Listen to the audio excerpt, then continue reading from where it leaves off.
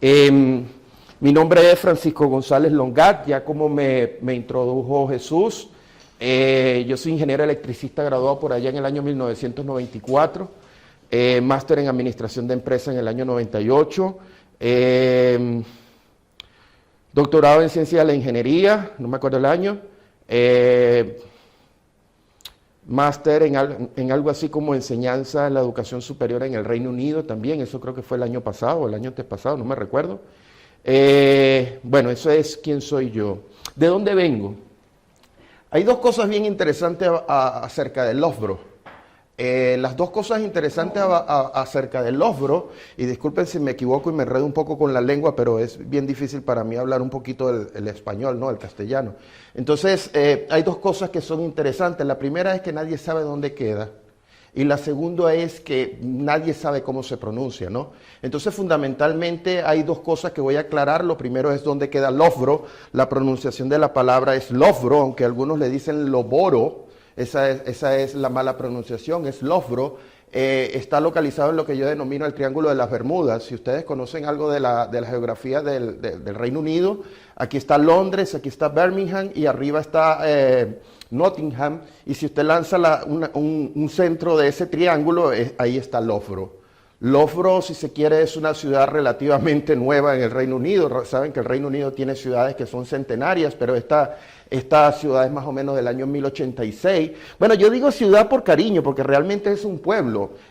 Aunque aquí dice que la población era 57.600, eso era más o menos hace unos 20 años. Ahorita tenemos nada más unos 37.000 habitantes, de los cuales algo así como 17.000 son estudiantes. Entonces, si se quiere, el pueblito es tranquilo cuando los estudiantes se van de vacaciones, uno puede dormir en la calle y ningún carro le va a pasar por encima, ¿ok? Sin embargo, cuando estamos en clase, realmente eso es un caos. Ahorita les voy a presentar más o menos qué es el campus, pero es un caos durante clases, ¿ok? Y lo segundo interesante es que nadie sabe cómo demonios se dice. Ahí hay un video, pero no lo voy a poner a hacer porque sería ridiculizar a esta chica de los Estados Unidos. Los americanos, los australianos y los sudafricanos no tienen en su alfabeto, en su pronunciación, la forma de decir Loughborough. Entonces hay un cuento bien jocoso acerca de Loughborough porque por allá por los años 1920... Ustedes conocen el Campeonato Mundial de Rally, ¿no? Ustedes tenían, ¿cómo es que se llama? Carlos Sainz, era el campeón de rally, ¿no? Entonces, por allá en 1920, el Campeonato Mundial de Rally, el final era en Loughborough, y resulta que hubo un tremendo problema porque los australianos iban de primero, y los tipos se pararon 3 veces a preguntar que dónde quedaba la Garabunga, y nadie sabía, porque ellos lo pronuncian algo así como esto. Yo no sé cómo se pronunciará eso. Y 3 veces se detuvieron a preguntar dónde quedaba la línea final, total que al final perdieron el campeonato mundial, terminaron de segundo porque nadie sabía dónde quedaba lo que ellos decían. Cosa interesante, cómo gastamos nosotros el dinero en el Reino Unido de investigación. Loughborough está catalogada como uno de los lugares más difíciles de decir. Si ustedes buscan la pronunciación de una serie de destinos turísticos en el Reino Unido, se darán cuenta que Loughborough, que no es turística, sino que es estudiantil, es bien, bien difícil de decir. Y se me había olvidado esto, nosotros tenemos una relación con el MIT, nosotros tenemos un agreement con el MIT para recibir estudiantes de allá, y cuando el presidente, el rector de nuestra universidad fue al MIT, el tipo le preguntó, mire, ¿dónde queda eso? Y bueno, el rector tuvo que dar el mismo cuento que di yo con el Triángulo de las Bermudas. Por supuesto, él no dijo el Triángulo de las Bermudas, ¿ok? Entonces, Loughborough es un pueblito, 36.000, 37.000 habitantes, la gran mayoría estudiantes, y segundo, es bien, bien difícil de decir, científicamente demostrado, ¿ok? Sin embargo, ¿de dónde vengo yo? Yo vengo de Loughborough University, por ahora. Esa foto la tomé en el 2013, esta es una foto de una de las entradas de la universidad. Esto es una foto aérea de lo que es la universidad. La universidad es relativamente moderna, se dice que es una de las universidades de menos de 50 años en el Reino Unido, lo cual es un tremendo hito porque las grandes universidades en el Reino Unido son bien antiguas.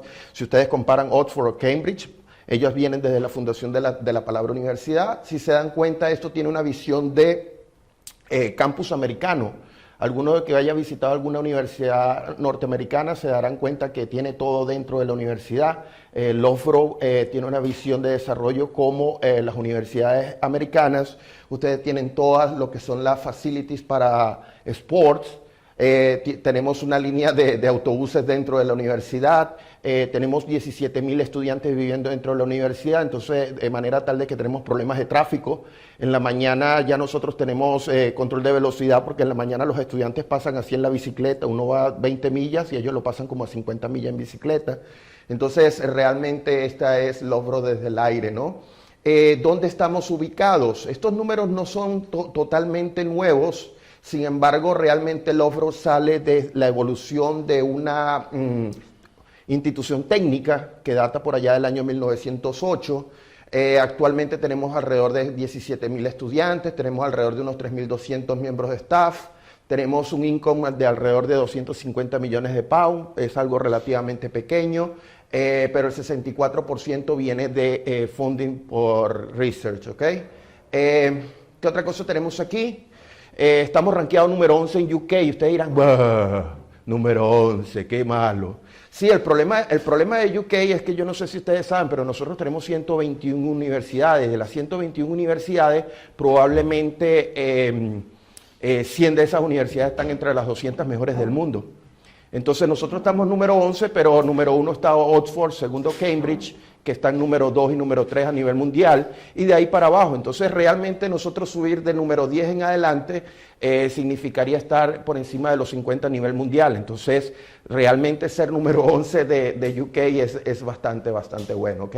Además de eso, la universidad tiene buena reputación desde el punto de vista de acomodación y otra serie de categorías.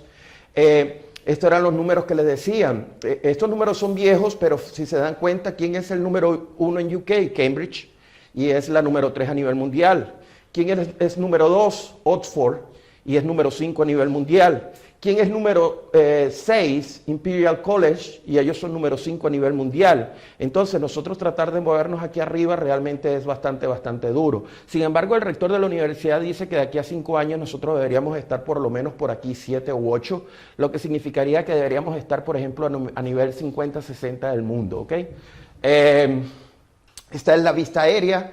Este es el campus completo. El campus está dividido en dos secciones. Una área que es solamente para teaching, que ahí es donde dictamos clases, ahí es donde tenemos los 17.000 estudiantes. Y luego tenemos otra área que es la parte de investigación y desarrollo.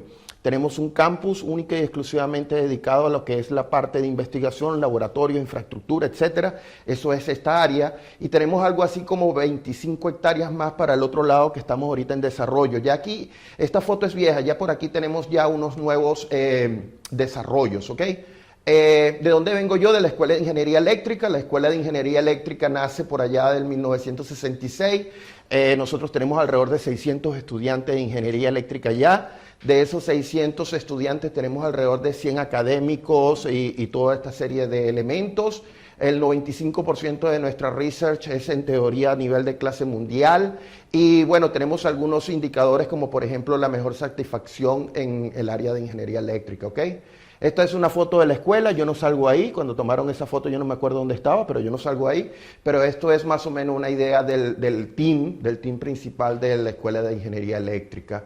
Estamos rankeados número 1 en esa palabra. ¿Empleabilidad sería la traducción? Sí, empleabilidad. Eso quiere decir que todos los que se gradúan allá, en teoría, consiguen un trabajo inmediatamente después de graduarse. Y de igual manera, estamos rankeados número 1 en el prospecto de carrera. Eso quiere decir en la velocidad de los ascensos. Y si mal no recuerdo, estamos rankeados número 3 en salario. Es decir, que un estudiante que se graduó de nosotros, además de que consigue trabajo, está en tercero en el ranking de salarios que va a ganar desde el punto de vista de ingeniero electricista. Y si se quiere, estamos rankeados como la 6ª escuela de ingeniería eléctrica en UK.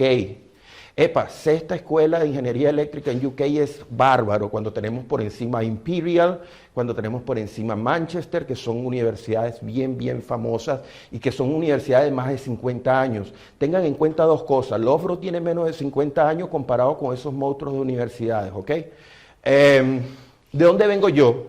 Yo pertenezco a este grupo de investigación, que es el Centro de Energías Renovables, de Tecnología y Sistemas de Energía Renovables, voy a llamarlo CREST. CREST tiene varias divisiones de investigación. La parte de investigación está dividida en serie de divisiones. Tenemos la parte de generación de potencias renovables, pero también tenemos personas trabajando en biomedicina. Se me olvidaba decirle que el Loughborough tiene una tradición centenaria en lo que es la parte de deportes. Si ustedes vieron los Juegos Olímpicos, ¿se recuerdan los Juegos Olímpicos en Londres? El presidente del Comité Olímpico era graduado de Loughborough y durante los Juegos Olímpicos 2 equipos olímpicos entrenaron y vivieron dentro del campus, entre ellos el equipo GB y el equipo de Japón, lo que significa que también las infraestructuras de deportes son de clase mundial, ¿ok? Hay una serie de grupos de investigación trabajando en cosas extrañas. Por ejemplo, esta gente uno casi no le ve la cara, ellos están trabajando con pulsos electromagnéticos, ellos trabajan con el Ministerio de Defensa desarrollando las nuevas tecnologías para armas y hay algunos de ellos que están utilizando el plasma también para la parte de medicina. Yo sigo aquí dentro de lo que es CREST y fundamentalmente CREST fue establecido en el año 1993, es relativamente maduro, es el equipo de investigación más fuerte de UK en lo que es sistemas fotovoltaicos. Nosotros tenemos los laboratorios para el desarrollo de la celda solar. ¿Ustedes han visto los paneles fotovoltaicos? Bueno, nosotros tenemos los equipos para desarrollar el material, construir la celda, después construir el panel y después instalar el panel y probar el panel y hacer toda esa evolución. ¿Alguna vez vieron en BBC los nuevos paneles fotovoltaicos que son transparentes, que se están instalando en los edificios, en los vidrios? Bueno, esa tecnología fue desarrollada en Loughborough. ¿Alguna vez vieron la motocicleta con fuel cells? La motocicleta con fuel cell fue desarrollada también dentro de Loughborough. Si ustedes son fanáticos de este Discovery Channel, pueden buscar alguno de los videos y aparece el desarrollo de la motocicleta utilizando fuel cell, ¿ok? En teoría somos 14 académicos que estamos trabajando en CREST. Nosotros vivimos, morimos aquí en este pedacito de que es la infraestructura de investigación. 14 académicos, si se quiere. Yo no sé si yo soy el más nuevo, creo que soy el más nuevo. Y dentro de eso hay una serie de subdivisiones. Está la parte de la gente que está trabajando en Energy Storage. Ellos están trabajando con nuevas formas radicales de almacenamiento de energía térmico, más allá del electroquímico. Todo el mundo ahorita está de moda es con baterías, pero nosotros estamos trabajando un poco más allá, almacenamiento térmico. Está la parte de sistemas y redes, aquí es donde yo estoy trabajando. Tenemos energías renovables para desarrollo, un colega mío que se da la tarea de viajar alrededor del mundo para ayudar países en desarrollo para instalación de nuevos sistemas de energía renovable. Tengo un colega que está trabajando en sistemas multiscale, no sé si saben qué es eso, que hoy por hoy la integración de una serie de formas alternativas de energía tienen diferentes constantes de tiempo. Tenemos energías renovables, pero al mismo tiempo tenemos inercia térmica dentro de las casas, estamos incluyendo los coches eléctricos, etcétera. Entonces esos son sistemas multiescala, es decir, que tienen diferentes constantes de tiempo y todas trabajando al mismo tiempo, ¿ok? Los amigos que son los más antiguos dentro del grupo, ellos trabajan en lo que es el desarrollo de materiales para sistemas fotovoltaicos. Tenemos compañeros que ellos están trabajando en aplicar este sistema fotovoltaico. Tenemos un colega que es muy fuerte en la parte de wind power. Fundamentalmente, él últimamente está trabajando en lo que es monitoreo, control y predicción de sistemas fotovoltaicos, sistemas eólicos. Y hay un consorcio en UK, yo no sé si ustedes han oído hablar de esto, que es SuperGen. SuperGen es la visión a futuro de cómo va a ser la producción de electricidad y todos participamos en cierta forma dentro de lo que es SuperGen, ¿ok? Bueno, si tienen alguna pregunta, ya saben de dónde vengo. Vengo de Loughborough, ya saben cómo pronunciar Loughborough, o eso al menos yo asumo, ¿ok? Si ven que hablo muy rápido, me pueden decir deténgase. Si tienen alguna pregunta, pueden levantar la mano y hacerla. ¿Ok? ¿Alguna pregunta de momento? Diga. ¿De qué trata con la placa fotovoltaica que has dicho en la ventana, que es totalmente transparente? Sí. ¿No es de silicio, entonces? Yo de la parte de materiales no soy. Para mí eso es como una ciencia oscura, ellos sí. Son vidrios que tienen la capacidad de producir electricidad. Los materiales que están involucrados no lo sé. Hay dos cosas que se están desarrollando en fotovoltaicos según los cuentos que me dan los colegas, ¿ok? Yo eso no soy experto en materiales. Hay dos cosas. Uno es romper el límite de la eficiencia. La eficiencia comercial de estas placas está alrededor de 21 y quieren romper el 25 o llegar a más allá del 25%. Eso es uno de hitos que ellos quieren romper, que es maximizar la eficiencia de las placas fotovoltaicas. Y lo segundo que ellos quieren hacer es hacer que los materiales sean más aplicables a uso. Yo no sé si ustedes conocen que también hay celdas solares que son flexibles, que pueden ser instaladas sobre coches, sobre cualquier tipo de superficie. Eso fue uno de los primeros hitos, tratar de hacer que el cristal fuese en cierta forma flexible. Ahora lo que se quiere hacer es que el material sea más amigable para otros usos, como por ejemplo el caso del vidrio. Desconozco realmente la naturaleza del material, pero si quieres buscas en YouTube el video de la BBC cuando se hizo la entrevista de Ralph. Ralph es el líder del grupo el apellido es alemán, yo lo escribí ahí, realmente no lo sé pronunciar, pero él hizo una presentación en BBC News alrededor de este nuevo material. Se me olvidaba decirles, ¿han descargado las presentaciones? Yo les hice llegar un link y ese link va a mi página web y desde la página web pueden descargar un archivo .rar, que es un archivo comprimido. Ese archivo comprimido tiene un password, ustedes colocan el password y les abre todas las presentaciones. Sin embargo, me hicieron llegar que había un problema con las presentaciones y es que les daba un error al tratar de abrir las presentaciones. ¿Alguno de ustedes les dio ese error? ¿No? Sí le dio. Lo que sucede es que creo que ustedes están usando la versión de Acrobat 8 y la versión con la cual yo compilé esos documentos es la versión 11. Entonces, si uno trata de abrir un documento con la versión 8, hecho en la 11, genera ese error. Yo voy a ver si mañana puedo subir a mi página web nueva versión con la versión 8 para que ustedes lo puedan abrir. Si están muy urgentes en ver los archivos, lo que pueden hacer es lo siguiente, que en Internet hay varios visores de PDF, incluso Google. Si ustedes tienen Google Drive, hay un visor para PDF, entonces usando el visor PDF podrían abrir el documento, ¿ok? ¿Me siguen?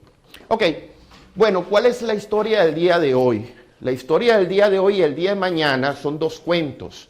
Es la historia de cómo nos estamos moviendo hacia los sistemas eléctricos del futuro y fundamentalmente voy a tratar dos temas bien interesantes. Uno es los sistemas multiterminales HVDC y lo segundo que voy a hablar es de integración de wind power, ¿ok? De energía eólica. Más o menos, ¿cuál es la idea de esta presentación? Bueno, en esta presentación les voy a hablar de una motivación, cuál es el objetivo del seminario, cuál es el alcance, algunos detalles del seminario y voy a cerrar con cuál es la estructura de lo que vamos a estar viendo, ¿ok? Fundamentalmente, ¿qué ocurre? Yo no sé si ustedes se han dado cuenta, pero los sistemas eléctricos están cambiando. Los sistemas eléctricos están cambiando porque hay una serie de fuerzas que están motivando o forzando ese cambio.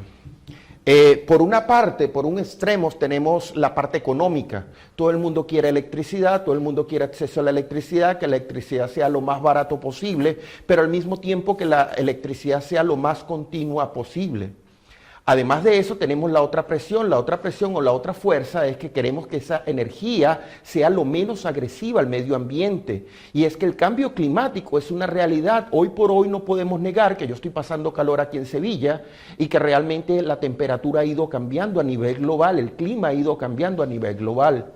Entonces, desde el punto de vista de producir electricidad barata y que sea no agresiva al ambiente, está forzando que el sector de electricidad haga una serie de cambios. En un minuto más adelante les voy a presentar cuáles son realmente con detalle esas fuerzas, pero quiero que vayan pensando que hay al menos dos de ellas. Una es cambio climático, la otra es la economía a nivel global y la otra es la seguridad energética.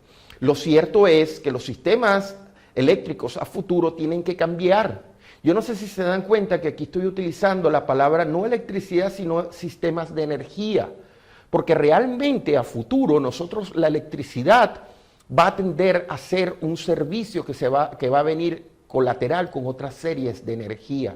De momento, aquí en Europa uno utiliza mucho gas y electricidad, que son dos bien diferenciados vectores energéticos, electricidad y gas. Pero a futuro estamos pensando que ya la electricidad va a venir acompañada de otros subproductos como calentamiento, como enfriamiento, como transporte y otra serie de servicios. Entonces a futuro nosotros estamos pensando en el desarrollo de sistemas energéticos, todo un paquete integrado de energía.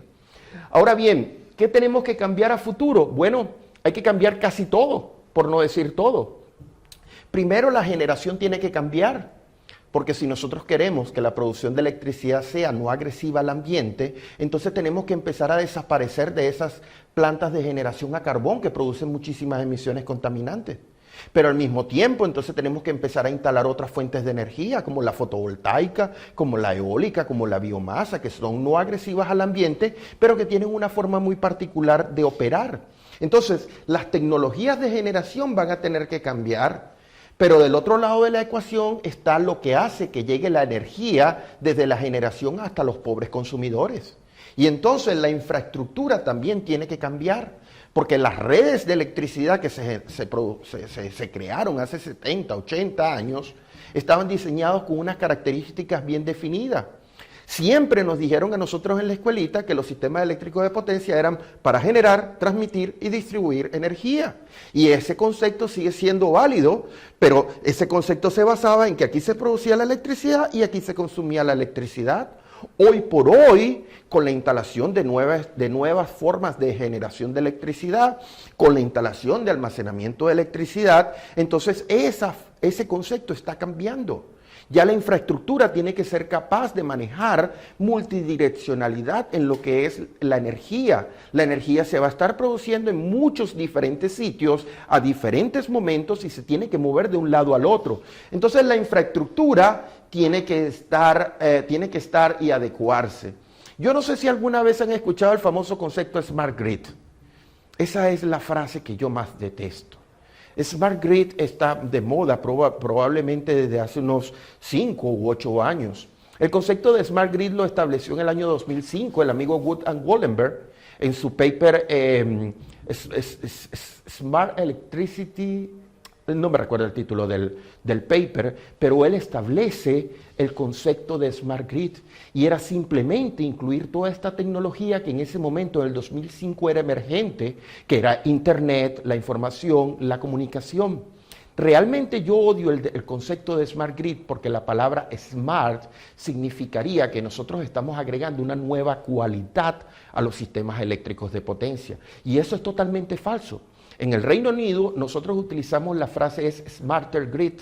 Nosotros decimos redes más inteligentes. Si ustedes buscan los documentos del Parlamento inglés, la frase que se utiliza es Smarter Grid. Y la razón es porque los sistemas eléctricos siempre han sido inteligentes. Los sistemas eléctricos de potencia siempre, cuando Thomas Alva Edison comenzó a establecer los sistemas de potencia, nosotros utilizábamos protecciones electromecánicas, que son protecciones bien difíciles de hacer que operen. Y los sistemas eléctricos por más de 100 años han estado operando con esos pedazos de protecciones electromecánicas. Eso era inteligente. Entonces, por eso yo les digo que el concepto de Smart Grid yo lo odio, yo prefiero el concepto de Smarter Grid, que es fundamentalmente utilizar los desarrollos tecnológicos para mejorar las cualidades que tienen los sistemas eléctricos de potencia. Pero entonces la motivación del seminario que vamos a estar en estos 2 días es ver los cambios y las transformaciones que son necesarias y pertinentes dentro de los sistemas eléctricos de potencia pensando a futuro, pensando en el 2030 o el 2050. Dentro de un rato se van a dar cuenta que algunas de estas cosas ya están en el mercado, que algunas de ellas ya están, pero otras vienen muy en camino, ¿ok? Entonces fundamentalmente quiero que entiendan. Esta es una visión que yo publiqué hace unos años atrás de lo que son los sistemas eléctricos del futuro. Los sistemas eléctricos del futuro en teoría son estos, los sistemas AC. Y entonces aquí tenemos todo lo que es la parte tradicional. La parte tradicional, los clásicos generadores sincrónicos, los que nosotros amamos. Tenemos todas las cargas, las demandas, pero al mismo tiempo tenemos una nueva serie de tecnologías. Las wind farm que estamos instalando en el Mar del Norte, los sistemas fotovoltaicos que ustedes están instalando tanto en el techo de su casa como en algunos otros sitios, sistema de almacenamiento, ¿quién no ha visto la famosa batería Tesla? La batería Tesla es una forma de almacenamiento distribuido. Los coches eléctricos, aquí no he visto coches eléctricos, aquí utilizan coches eléctricos ustedes. No los he visto mucho, he visto el clásico, el Prius, el de la Toyota, pero ese es un híbrido. No sé si ustedes tengan coches 100% eléctricos. Allá en la universidad nosotros tenemos coches eléctricos y tenemos los puntos para cargar los coches eléctricos. La universidad nos cobra a nosotros el estacionamiento, pero al mismo tiempo los que tienen coches eléctricos se benefician porque pueden ir cargando el coche eléctrico. No crean que todo es gratis, porque realmente ellos están cargando el coche eléctrico, pero están produciendo la data que nuestros amigos utilizan para investigar cómo es el proceso de carga de los coches eléctricos. Del otro lado, entonces, tenemos aquí las famosas wind farm, los coches eléctricos, y esto. Dentro de un rato les voy a hablar de sistemas HVDC. Hoy por hoy los sistemas DC se están imponiendo. Hace unos años atrás, cuando comenzaron los sistemas eléctricos de potencia, todo el mundo se quejó porque la DC desapareció. Y la que ganó territorio fue la corriente alterna. Hoy por hoy los sistemas de explotación comercial de electricidad son de corriente alterna. Toda la razón ha sido económica. Porque resulta que esto que está aquí, que son los convertidores electrónicos de potencia, solían ser sumamente costosos. Pero hoy por hoy esa tecnología ha decrecido en cuanto a costos. Pero al mismo tiempo resulta que las bondades que esto proporciona están haciendo más atractivo el uso de la corriente continua. Hoy por hoy estamos desarrollando casas en corriente continua. Hoy por hoy estamos desarrollando sistemas de distribución en corriente continua. Y la visión es, yo no sé, a lo mejor yo no estaré vivo, pero de aquí a unos 100 años, quién sabe si todavía sigamos utilizando frecuencia, si todavía sigamos utilizando corriente alterna. Pero eso lo voy a explicar más adelante, ¿ok? Lo que quiero que entiendan es que esta es mi visión fundamental de lo que son sistemas eléctricos del futuro. Pregunta, ¿qué ven ustedes ahí que es dominante? ¿Qué aspecto ven ustedes que es dominante dentro de ese pequeño diagrama? ¿Pueden decirlo? Ajá. Correcto. Los sistemas eléctricos de futuro van a estar densamente cargados o densamente basados en electrónicas de potencia. Alguno diría, bueno, pero ¿y los armónicos y la calidad de servicio y todo esto? Bueno, lo cierto es que la electrónica de potencia ha evolucionado tanto que las consecuencias sobre lo que es la calidad de servicio hoy por hoy son menores. Si alguno me va a decir, bueno, pero es que son sumamente costosos. Bueno, realmente los coches cuando salieron eran sumamente costosos, ya los precios han disminuido. De igual ha ocurrido con la electrónica de potencia. Los costos cada día están decreciendo y decreciendo más y más, ¿ok? Cierto, la electrónica de potencia es lo que es mayoritariamente colocado aquí y eso genera una ventaja y una desventaja. Dentro de un rato, cuando comience a hablar de frecuencia, se van a dar cuenta qué problema genera esto. Y creo que pueden ver aquí un triángulo que puse en el fondo, cuáles son fundamentalmente las tres puntas o los tres driver forces que están haciendo el cambio de los sistemas energéticos. Uno, climate change. Hace unos 5 años atrás a mí me preguntaban, ¿por qué ustedes instalan tanta eólica? Y yo decía, bueno, para disminuir las emisiones de CO2. Y aquí tenemos la economía global. Nosotros queremos generar prosperidad. Nosotros queremos que la electricidad sea lo más barato posible. Y aquí tenemos otro, que es la seguridad energética. Dentro de un rato les voy a decir que hace unos 5 años atrás mi corazoncito era verde y yo decía, sí, queremos instalar mucha eólica por aquello de disminuir las emisiones contaminantes. Hoy por hoy les voy a decir algo. Yo estoy instalando mucha más energía eólica en el Reino Unido porque yo estoy más preocupado de esto. Seguridad energética. Yo no sé si ustedes lo saben, pero Europa importa mucho gas natural. Y ese gas natural viene de algunos países que no son necesariamente amigos de Europa, como por ejemplo el caso de Rusia. Entonces, realmente nosotros lo que queremos es eliminar la dependencia energética de otros países. Yo no sé si ustedes lo recuerdan, lo leyeron en la prensa hace un par de años atrás. Hubo un problema del gasoducto que venía de Rusia y el problema ocasionó que se tuviese que cerrar el suministro de gas desde Rusia. Y eso fue en invierno y los pobres polacos casi se congelaron, se transformaron en pingüinos. Y es que fundamentalmente si Europa deja de recibir el gas natural que viene de allá, el invierno sería sumamente gélido por estos lados. Entonces esa otra es la tercera vertiente, ¿ok? Entonces, ¿cuál es la idea aquí? La idea de nosotros es ver más o menos qué es la barrera o los límites que existen hoy por hoy en investigación para lo que son los sistemas energéticos del futuro. Entonces, lo que voy a tratar de presentarle aquí es una visión más o menos general de lo que son los sistemas energéticos del futuro. Fundamentalmente voy a estar tratando dos cosas el día de hoy y el día de mañana. El día de hoy y el día de mañana voy a estar trabajando sobre dos elementos fundamentales de los sistemas eléctricos del futuro. Uno, voy a estar trabajando sobre lo que es nuevas tecnologías, bueno, no tan nuevas, pero la generación eólica y el uso de sistemas HVDC. Y lo otro que voy a estar trabajando es lo que es la frecuencia. Dentro de un rato voy a comenzar a hablar de frecuencia y les voy a decir que es lo más precioso que hay, pero también lo más filosófico. La frecuencia dentro del Reino Unido, la frecuencia dentro de los sistemas eléctricos es algo sumamente excitante. La razón fundamental es que nosotros por muchos años hemos dado por cierto que la frecuencia es algo que es constante. Y la realidad es que la frecuencia no lo es. Dentro de un rato les voy a presentar cuál es la definición formal de frecuencia, pero quiero que vayan entendiendo algo. Si ustedes están resolviendo un circuito, ¿se recuerdan cuando ustedes vieron teoría de circuitos? Sí. Si ustedes tenían un circuito, ustedes le daban los resistores, le daban las fuentes, le daban la topología de la red, ustedes utilizaban análisis de circuito y obtenían las variables desconocidas, ¿se recuerdan? Por ejemplo, usted podía utilizar algo que llamaban divisor de voltaje para determinar el voltaje sobre una rama. ¿Se recuerdan de eso? Sí. Teníamos una incógnita, la incógnita es el voltaje, yo utilizo una herramienta matemática, el divisor de voltaje, y obtengo la incógnita, ¿me siguen? Y el divisor de voltaje dependía de qué cosa. Bueno, de las resistencias involucradas y de la fuente involucrada, ¿se recuerdan? Sencillo, para la frecuencia. Si usted conoce la frecuencia ahí, ¿podría decirme cuál es la frecuencia que está allá en Francia, en París, en este instante? Resulta que la frecuencia es bien traicionera. Nosotros decimos que los sistemas eléctricos de potencia trabajan sincronizados y que la frecuencia es la misma. Pero eso no es del todo cierto.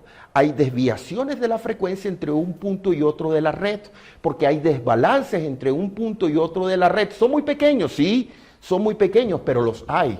Pero ¿por qué yo estaba echando el cuento del divisor de voltaje? Porque el divisor de voltaje era una herramienta matemática que le permitía a usted determinar la incógnita en un punto de la red, ¿se recuerda? Yo no tengo una herramienta matemática que si conozco la frecuencia aquí, yo pueda aplicar esa herramienta para determinar la frecuencia allá, sino que hay que utilizar simulaciones en el dominio del tiempo. Entonces, quiero que vayan entendiendo que la frecuencia es una variable, pero que es mucho más caprichosa, mucho más enigmática que las otras amigas voltaje, corriente, potencia, etcétera, etcétera, etcétera. ¿Ok? Voy a presentar aquí algunos escenarios y esos escenarios van a estar relacionados con UK. ¿Cuál es la razón? Bueno, yo vengo de UK y esa es la información que es, si se quiere, más relevante para mí.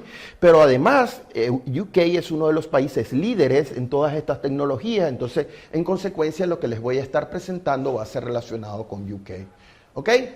En teoría, este curso estaba hecho para 4 días de 4 horas. Nosotros no vamos a tener 4 días, nosotros vamos a tener 2 días. Entonces prepárense porque voy a ser bastante severo con ustedes y bastante duros. ¿Ok? No se asusten, ¿ok? Levantar la mano. ¿Estudiantes de doctorado? ¿Hay algún estudiante de doctorado? Usted nada más, ¿cierto? Sí, ya usted la conozco. ¿Todos los demás están estudiando maestría? ¿Hay alguien que no sea de maestría? Sí, hay un académico por allá atrás, ¿verdad? Sí, está trabajando en la computadora. Sí, a él lo conozco. ¿Ah? Sí. Entonces, bueno, en teoría este seminario está dedicado para ustedes como estudiantes de maestría, aunque tiene algunas cositas que podrían ser más para estudiantes de doctorado, ¿ok? Yo he dividido esto en 3 cosas, en 3 áreas. La primera área es el módulo 0, que es la introducción a los sistemas energéticos del futuro. El módulo 1, que lo voy a estar trabajando el día de hoy, y es fundamentalmente hablar sobre frecuencia, mecanismos de control para frecuencia, cómo obtener frecuencia o soporte de frecuencia de fuentes de energías renovables, etc. Y el día de mañana va a ser mucho más excitante, no es para invitarlos a que vengan mañana, se pueden ir y pueden regresar mañana, sino que el día de mañana voy a estar trabajando con HVDC. HVDC es un tópico que ha estado candente en los últimos 3 o 4 años y la razón fundamental es que permite la integración de manera mucho más fácil de las energías renovables. Algunos me dirían, bueno, ¿y por qué usted está hablando de casas en DC? ¿Alguna vez han escuchado hablar de casas en DC? Casas que donde los interruptores y todos los tomacorrientes están trabajando con DC. Realmente es algo lógico. Si ustedes se ponen a ver un televisor de esos de pantalla plasma, lo rompen en el piso, lo destapan, se van a dar cuenta que ellos utilizan AC, pero después rectifican y tienen una serie de niveles de voltaje DC adentro. Entonces, si se dan cuenta, tenemos una etapa convertidora ya dentro de ese dispositivo. Si ustedes se dan cuenta, por ejemplo, el celular. El celular utiliza una batería adentro, pero él necesita corriente alterna, rectificada, transformada a nivel de voltaje para poder cargar esa cosa. Entonces, en definitiva, la gran mayoría de las appliances están utilizando dentro de las casas corriente continua. Entonces, nos hemos dado cuenta que un fantasma que está consumiendo mucha energía es ese convertidor. Entonces, ya Japón está desarrollando apartamentos hechos fundamentalmente en corriente continua, porque aumenta la eficiencia. Pero además de eso está lo otro. Si se dan cuenta, los sistemas fotovoltaicos generan electricidad ¿en qué? Corriente continua. Además, nosotros estamos utilizando baterías y estas baterías están trabajando en corriente continua. Entonces, desde el punto de vista de integración e interconexión de todos esos dispositivos, resulta más lógico utilizar corriente continua. El coche eléctrico tiene baterías y él también utiliza corriente continua. Entonces, la idea de utilizar corriente continua en casas nace fundamentalmente por el hecho de aumentar la eficiencia eliminando diferentes etapas convertidoras. Después en algún momento les voy a hablar de los problemas. Cuando nosotros utilizamos DC dentro de las casas hay problemas y alguno de los problemas es cómo obtener diferentes niveles de tensión, cómo controlar todo eso y por eso estamos haciendo investigación, ¿ok? Bien. El módulo número 0 es bien sencillo. El módulo número 0 es simplemente hablar sobre las fuerzas fundamentales que están generando el cambio. El módulo número 1 es cuando nos ponemos a trabajar con cosas bien interesantes. Por ejemplo, introducción de lo que son los diferentes procesos electromecánicos dentro de sistemas eléctricos de potencia y entender un poco lo que es el control de la frecuencia. Luego vamos a hablar de los métodos clásicos de control de frecuencia. Luego hablaremos un poco de lo que es System Frequency Response, que es la respuesta en frecuencia de los sistemas. Si hay alguien aquí que ame control, discúlpeme por usar la expresión System Frequency Response, porque a la gente que trabaja en control le gusta utilizar la frase respuesta en frecuencia solamente para un método de análisis del comportamiento del sistema. Yo no sé si ustedes alguna vez vieron en teoría de control el famoso BODE. Y uno decía que el BODE era un análisis de respuesta en frecuencia, cómo se comporta el sistema ante cambios de la frecuencia. Bueno, nosotros en sistemas eléctricos de potencia utilizamos Frequency Response para decir cómo responde el sistema, pero cuando hay cambios, cuando hay modificaciones en la frecuencia del sistema eléctrico. Luego voy a hablar de un concepto moderadamente nuevo, no sé si han oído hablar de inercia sintética. Bueno, uno de los participantes se dio cuenta que tenemos muchos convertidores de potencia y los convertidores de potencia resulta que hacen algo bien interesante y es desacoplar la generación de la red. Yo no sé si ustedes se dieron cuenta, teníamos la granja eólica, había un convertidor, había otro convertidor y después que iba a la red. Cuando nosotros tenemos convertidores de potencia estamos desacoplando en cierta forma la generación y eso crea un problema que es la respuesta en frecuencia de ese tipo de señores. Entonces nosotros hemos diseñado unos controladores que es la respuesta, inercia sintética y voy a hablar un poco sobre eso, ¿ok? Después voy a hablar un poco sobre respuesta en frecuencia de turbinas de viento y voy a presentar los conceptos comerciales. El segundo día es bien excitante, no es para que se vayan y regresen mañana, no es una indirecta que les estoy diciendo, pero los sistemas HVDC son mi pasión. Yo hace muchos años trabajé con la eólica, era mi pasión, hoy por hoy ya no tanto. Fundamentalmente los sistemas HVDC es la mejor forma para integrar parques eólicos a grandes distancias. Los sistemas HVDC generan la posibilidad de utilizar cables submarinos muy largos. Mañana les voy a presentar las ventajas y desventajas de los sistemas HVDC y les voy a decir que tienen muchísimas ventajas, pero también les voy a hablar un poquito mal de ellos. Y fundamentalmente les voy a presentar, por ejemplo, cuáles son los componentes. Bueno, primero las tecnologías. Hay varias tecnologías. La tecnología que ha sido desarrollada hasta ahora son los convertidores LSCC, que son conmutados por cruce de línea. Fundamentalmente son la tecnología más vieja utilizando tiristores. Y en años recientes hemos comenzado con una nueva tecnología que son Voltage Source Converter, VSC. Y son fundamentalmente bien diferentes desde el punto de vista de operación y control. Les voy a decir que esa es la tecnología que viene en camino y que incluso está modificándose y aparecen los famosos MCC, que son fundamentalmente convertidores multimodulares, que son lo más reciente en cuanto a lo que es los sistemas HVDC. Voy a hablar un poquito de los componentes, se van a aburrir con muchísimas fotos. Después voy a hablar sobre los sistemas de control, bien excitantes si ustedes están en el área de control. Luego, por qué estamos utilizando eso para la integración de parques eólicos. Y finalmente, cómo habilitar que esos sistemas HVDC sean utilizados para proveer servicios. Algo bien interesante es que una línea de transmisión en sistemas AC son aburridos. ¿Ustedes alguna vez se han puesto a pensar en eso? Nómbrenme dos componentes del sistema eléctrico de potencia que son aburridísimos. Dos. Académico. Dos elementos, dos componentes. La línea de transmisión AC es totalmente aburridísima. ¿Por qué? No se mueve. Es un pedazo de cable, un pedazo de aislamiento, un pedazo de torre, nadie se mueve, uno la diseña, otro la instala, otro la explota y al finalmente uno nada más cobró en la primera etapa. Realmente las líneas de transmisión son bien aburridas. ¿Y cuál es el segundo?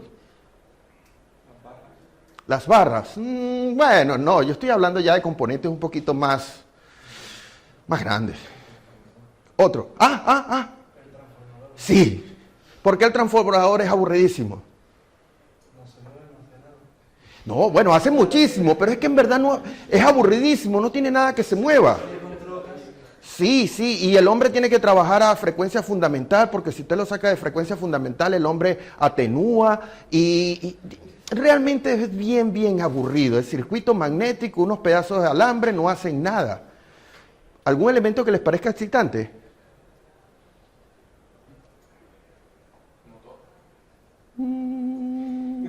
Es el segundo. El primero. Y cuando dice motor, hay varios tipos de motores. Vamos a asumir que dijo motor de inducción, que ese es mi favorito. Ajá, pero ¿qué otro consideran ustedes que es excitante? Ajá, ¿cuál? El sincrónico. Generador sincrónico, esa es la máquina más preciosa que hay. Yo no sé si ustedes vieron máquinas sincrónicas. ¿Ya la vieron? ¿Vieron dinámica de máquinas? La reacción del estator, todo aquello durante cortocircuito. Es la máquina más compleja que hay. Es la máquina más cara, es la máquina más preciosa que hay dentro de los sistemas eléctricos de potencia. Lástima que las queremos eliminar. Pero bueno, lo interesante es que esas máquinas sincrónicas son las que crean la frecuencia. Nosotros tenemos frecuencia en el sistema por culpa de ellas. Y resulta que ellas tienen propiedades naturales. Mañana o dentro de un rato les voy a hablar que una de las características naturales de la máquina es la inercia. Y resulta que la inercia es lo que hace que algo esté en un estado y se mantenga ese estado. Y si usted trata de cambiar el estado, se niega a cambiar del estado. ¿Me siguen o no me siguen? Esa es la inercia. Él está ahí detenido, si usted le aplica una fuerza, él trata de quedarse en el sitio. Pero esa fuerza natural, esa característica electromecánica que es la inercia, es lo que ayuda en la respuesta en frecuencia de los sistemas eléctricos. Entonces resulta que cuando tenemos a estos señores, electrónica de potencia es preciosa. Electrónica de potencia es como la computadora. La computadora va a hacer lo que usted le diga. Usted le mete un programa y ella va a hacer lo que usted le diga en ese programa. La electrónica de potencia es preciosa. Ella va a generar senos si usted tiene un control que le diga, genérame un seno. Pero si usted no tiene un control que le diga, dame respuesta en frecuencia, no le va a dar respuesta en frecuencia. Lo que quiero que entienda es que la electrónica de potencia, que yo hace muchos años atrás la odiaba, pero hoy por hoy la amo demasiado, resulta, sí es un dilema, sorry, pero es un dilema porque hoy por hoy la electrónica de potencia hace lo que yo quiera. siempre y cuando usted incluya el controlador y diseñe el controlador de manera adecuada para que haga lo que usted quiera. Entonces mañana, para cerrar el curso, le voy a hablar un poco sobre eso. Habilitar algunos servicios sobre los sistemas HVDC. ¿Preguntas?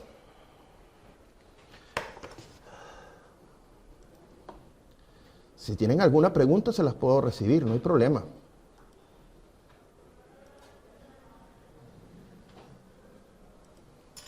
Bueno, hay dos opciones. O entendieron todo o no entendieron nada. Voy a asumir que entendieron todo porque todavía no escucho. ¿Nunca les ha pasado eso? En clase, en un examen, ¿nunca ha pasado eso? ¿Saben qué es eso? La cabeza de los estudiantes dándose contra el... ¿Cómo resuelvo esto? No, ese es un chiste malo, es para ver si se mantienen despiertos, ¿ok? Sigamos. Voy a comenzar entonces con el contexto de los sistemas eléctricos del futuro. ¿Cuál es el contexto de los sistemas eléctricos del futuro? Bueno, ya les había dicho que hay un dilema, porque resulta que hay tres cosas que están ahí, que son climate change, energy security and economic globalization. ¿Y cuál es el problema? ¿Cuál de ellos es más importante? ¿Cuál de ellos es menos importante? Entonces, si se ponen a darse cuenta, hace unos minutos atrás les dije que hace 5 años atrás mi corazoncito era verde y yo estaba con climate change. Hoy por hoy yo estoy con otro, con energy security. Y es que fundamentalmente hay un dilema porque no se le puede dar un peso a cada una de ellas. Vamos a ver qué son cada una de ellas para que vayan entendiendo de qué es eso de darle un peso. Yo no sé si ustedes se recuerdan el protocolo de Kioto. ¿Quién no escuchó? Kioto se hizo famoso fue con esta cosa, ¿no? Pero el protocolo de Kioto lo que trataba era de disminuir o controlar un poco lo que eran las emisiones de algunos gases. Y esos gases en teoría son los que generan en cierta forma el famoso fenómeno de invernadero. Y es que fundamentalmente esos gases están demostrados que generan en cierta forma una retención de calor en la atmósfera. Entonces la primera... si se quiere, iniciativa científica seria para tratar de controlar el proceso de calentamiento global fue el famoso protocolo de Kioto. Que por cierto, vean algo bien interesante. Los Estados Unidos que estaban incluidos aquí, en aquel momento no se querían acoger al protocolo de Kioto. Y la razón fundamental es que en aquel momento ellos eran el país que estaba generando mayores emisiones contaminantes. Y fundamentalmente por eso no les convenía, porque a futuro ellos veían la posibilidad de que se generaran entonces una serie de represiones desde el punto de vista económico. Luego por allá, las Naciones Unidas en el año 2010, en la famosa conferencia de cambio climático, entonces empieza a implementar algunos de los seguimientos de lo que era presiones para tratar de reducir estas emisiones de CO2. Pero quien se tomó todo esto en serio fue la Unión Europea. La Unión Europea realmente son los que han estado tratando de mantener el planeta limpio. Y es interesante, uno viaja aquí dentro de Europa y hay algunas capitales que son sumamente asquerosas desde el punto de vista atmosférico. Sin embargo, cuando uno viaja a otros países, uno al final tiene casi que llevarse unos pulmones de repuesto. Si usted ha estado en China, si usted ha estado en la India, realmente hasta respirar es un riesgo. Lo cierto es que desde hace unos años atrás, la Unión Europea empezó a definir una serie de cambios y reducciones de emisiones contaminantes. En teoría, en el año 2007 se genera el famoso 20-20-20, y es que fundamentalmente era una reducción del 20% de las emisiones contaminantes para el 2020. Por eso era que se llamaba el triple 20. Disminuir las emisiones contaminantes 20% comparado con el año 1990 para el año 2020. Y eso en teoría no es suficiente para evitar un aumento de 2 grados centígrados en el aumento de la temperatura. Y lo cierto es esto, las emisiones contaminantes están cambiando el clima. Ciertamente, entonces, ya por ciertas razones, la Unión Europea ha empezado a ser un poquito más ácida o más estricta con las emisiones y ha incrementado eso a un 30%, para el año 2020. Y en teoría, las emisiones para el 2040 deberían estar reducidas a un 60%. Algunos de ustedes dirían, bueno, sí, muy bien, para la Unión Europea vamos a reducir las emisiones contaminantes. Pero ¿saben ustedes todo lo que significa disminuir las emisiones contaminantes? ¿Saben ustedes que hay tantos sectores muy diferentes que producen emisiones del CO2 y que hay algunas que es casi imposible ya reducir las emisiones? Por ejemplo, yo no sé si ustedes lo saben, pero la eficiencia energética ha sido una prioridad de la Unión Europea por años. Tratar de aumentar la eficiencia. ¿Cuál es la idea de aumentar la eficiencia? Bueno, de que usemos menos energía para hacer lo que antes hacíamos. Hemos cambiado luminarias de diferentes tipos para tratar de aumentar la eficiencia y en teoría consumir menos energía. Pero hay otros sectores que se niegan al cambio de esas reducciones contaminantes. ¿Algunos de ustedes me pueden mencionar ese sector? Hay un sector claramente evidente que genera contaminación y que está bien renuente a hacer cambios. ¿Algunos de ustedes se imaginan? Pista tiene relación con transportation. No digan los coches, porque los coches estamos vendiendo los híbridos y los coches eléctricos. ¿Cuál creen ustedes que es el otro? No. Exacto. El sector aéreo es uno de los sectores que se ha negado fundamentalmente a... No es que se ha negado, es que técnicamente es más difícil reducir emisiones contaminantes. Yo no sé si ustedes lo saben, pero ya los aviones, algunos utilizan algunos biocombustibles. Están utilizando biocombustibles, sin embargo, es imposible disminuir en mayor medida las emisiones de CO2 de ese tipo de sector. En la electricidad les tengo una mala noticia. Dependiendo del país, esas reducciones sí pueden ser realizadas de una manera más sencilla. Dentro de un momento les voy a presentar que en el Reino Unido nosotros el 80% de las reducciones que estamos esperando van a venir del sector electricidad. Y es porque hay mucha generación con carbón. ¿Ok? Pero lo que quiero que vean es que estos targets tienen implicaciones en cambios tecnológicos, y cambios tecnológicos van relacionados con costos. Y mucha gente le gusta la energía limpia, pero cuando usted le dice que la factura de electricidad le va a crecer unos 120 pounds en el transcurso de los próximos 5 o 7 años, todo el mundo se queja, ¿cierto o falso? Porque al final son 120 pounds que usted puede utilizar para comprar otra cosa, una pint, lo que sea. ¿Ok? Bien, el Reino Unido ha sido mucho más ácido, mucho más serio con sus targets. Y yo no sé si ustedes lo saben, pero en teoría nosotros en el Reino Unido queremos disminuir un 80% de las emisiones, 80% para el año 2050. Y de hecho eso comienza desde una ley que se publicó en el año 2008. Y eso va con unos cambios que van escalonados dentro de lo que es el desarrollo tecnológico y todo el tiempo en el Reino Unido. De hecho, nosotros queremos descarbonizar la sociedad, es decir, que nosotros no queremos emisiones de CO2, de carbono, dentro de lo que sería el desarrollo social. Entonces, si ustedes tienen algún momento tiempo, vayan y lean, esto es un documento oficial, esto es fundamentalmente la ley de cambio climático establecida en el año 2008 para que vean esas prioridades, ¿ok? Bien. ¿Cuál es el otro indicador o importante fuerza que está generando cambio dentro de los sistemas eléctricos? Energy Security. ¿Qué es Energy Security? Bueno, es fundamentalmente que nosotros podamos ofrecer energía a todos los miembros de la población en suficiente cantidad y a un costo suficientemente razonable. Eso es fundamentalmente lo que es el concepto de energía, de seguridad de energía. Yo no sé si ustedes ven este plot que está aquí. ¿Qué es este plot? Este plot ha sido los precios del barril del petróleo, fíjense, de los años 70, aquí la detuve en el año 2008, pero yo no sé si ustedes se han dado cuenta, el precio del barril de petróleo ha ido sube que sube. En estos momentos está bajo. Ya hay algunas personas que están comenzando a decir que en algunos 2 o 3 años, cuidado si el empujón puede ser más alto. Lo cierto es que esto ha generado muchísima controversia, porque como ya les mencioné, el caso de Europa, la dependencia de combustibles del extranjero es muy alta.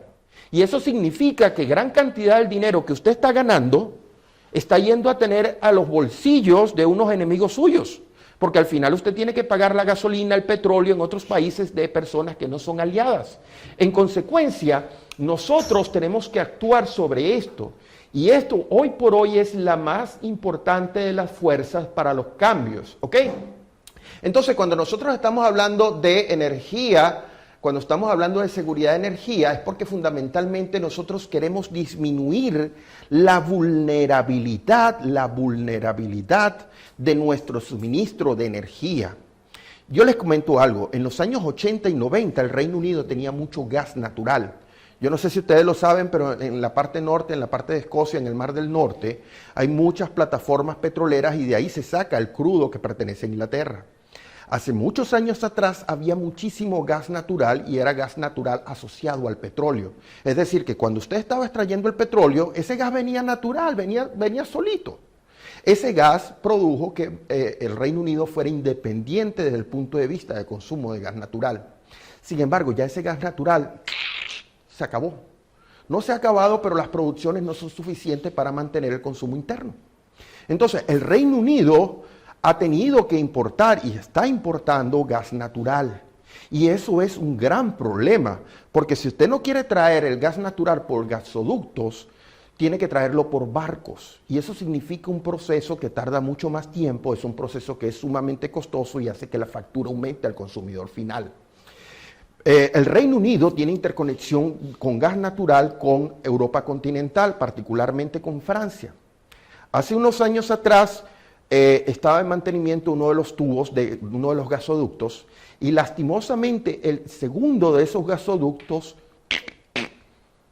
tuvo una falla catastrófica. Eso quiere decir que 2 de los 3 tuberías de gas natural dejaron de suplir el Reino Unido. El Reino Unido estuvo a punto, digamos, a días de un colapso desde el punto de vista de gas natural. Lo interesante es que el gas natural se comporta como la electricidad. El Reino Unido tiene, National Grid es el Transmission System Operator del Reino Unido. Ellos trabajan con electricidad y con gas. Y el gas tiene una infraestructura de transmisión semejante a las redes de transmisión eléctrica.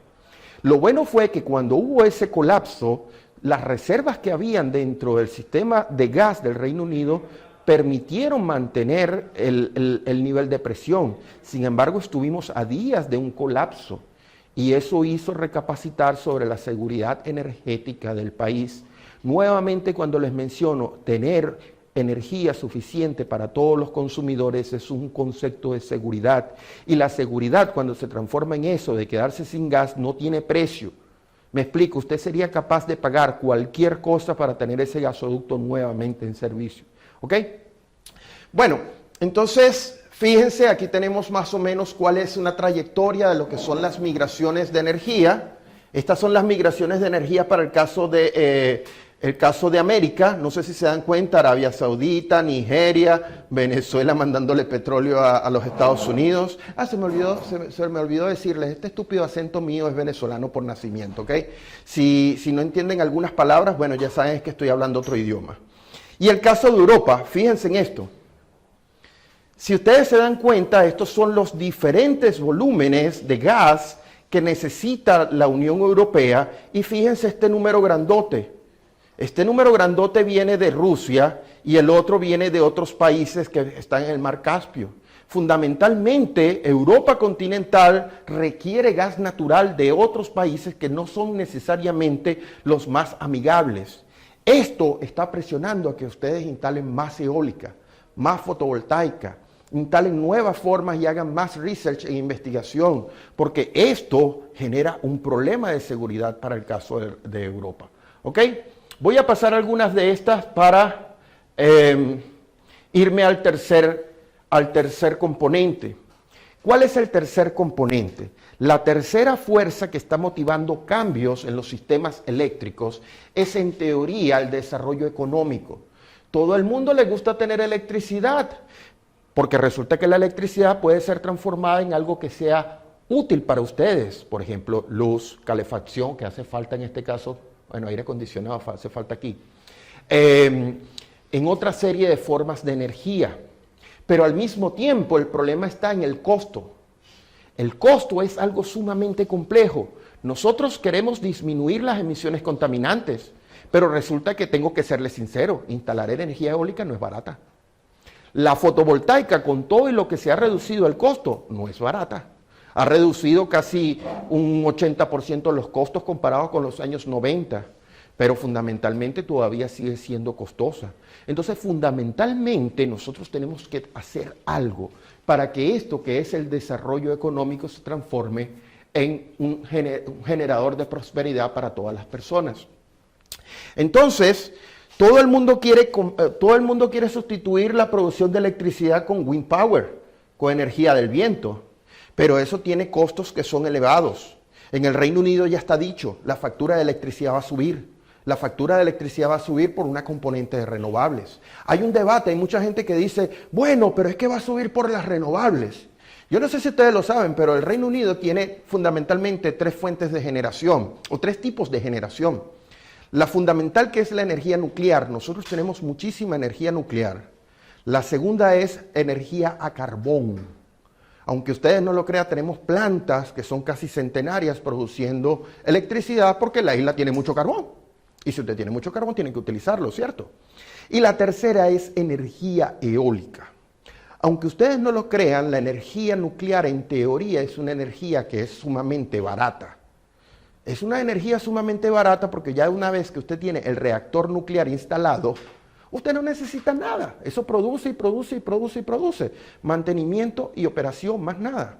El problema está el tremendo costo inicial. Instalar un reactor nuclear es una inversión multimillonaria. Yo no sé si ustedes lo saben, el presidente de China está ahorita en el Reino Unido y el presidente de China firmó unos nuevos convenios para instalar unos reactores nucleares chinos. Y es que desde hace unos años atrás el Reino Unido ha estado en una campaña de instalar más y más generación nuclear. Yo no sé si ustedes lo saben, pero hoy por hoy ya EDF tiene el visto bueno para la instalación del reactor nuclear más grande del mundo.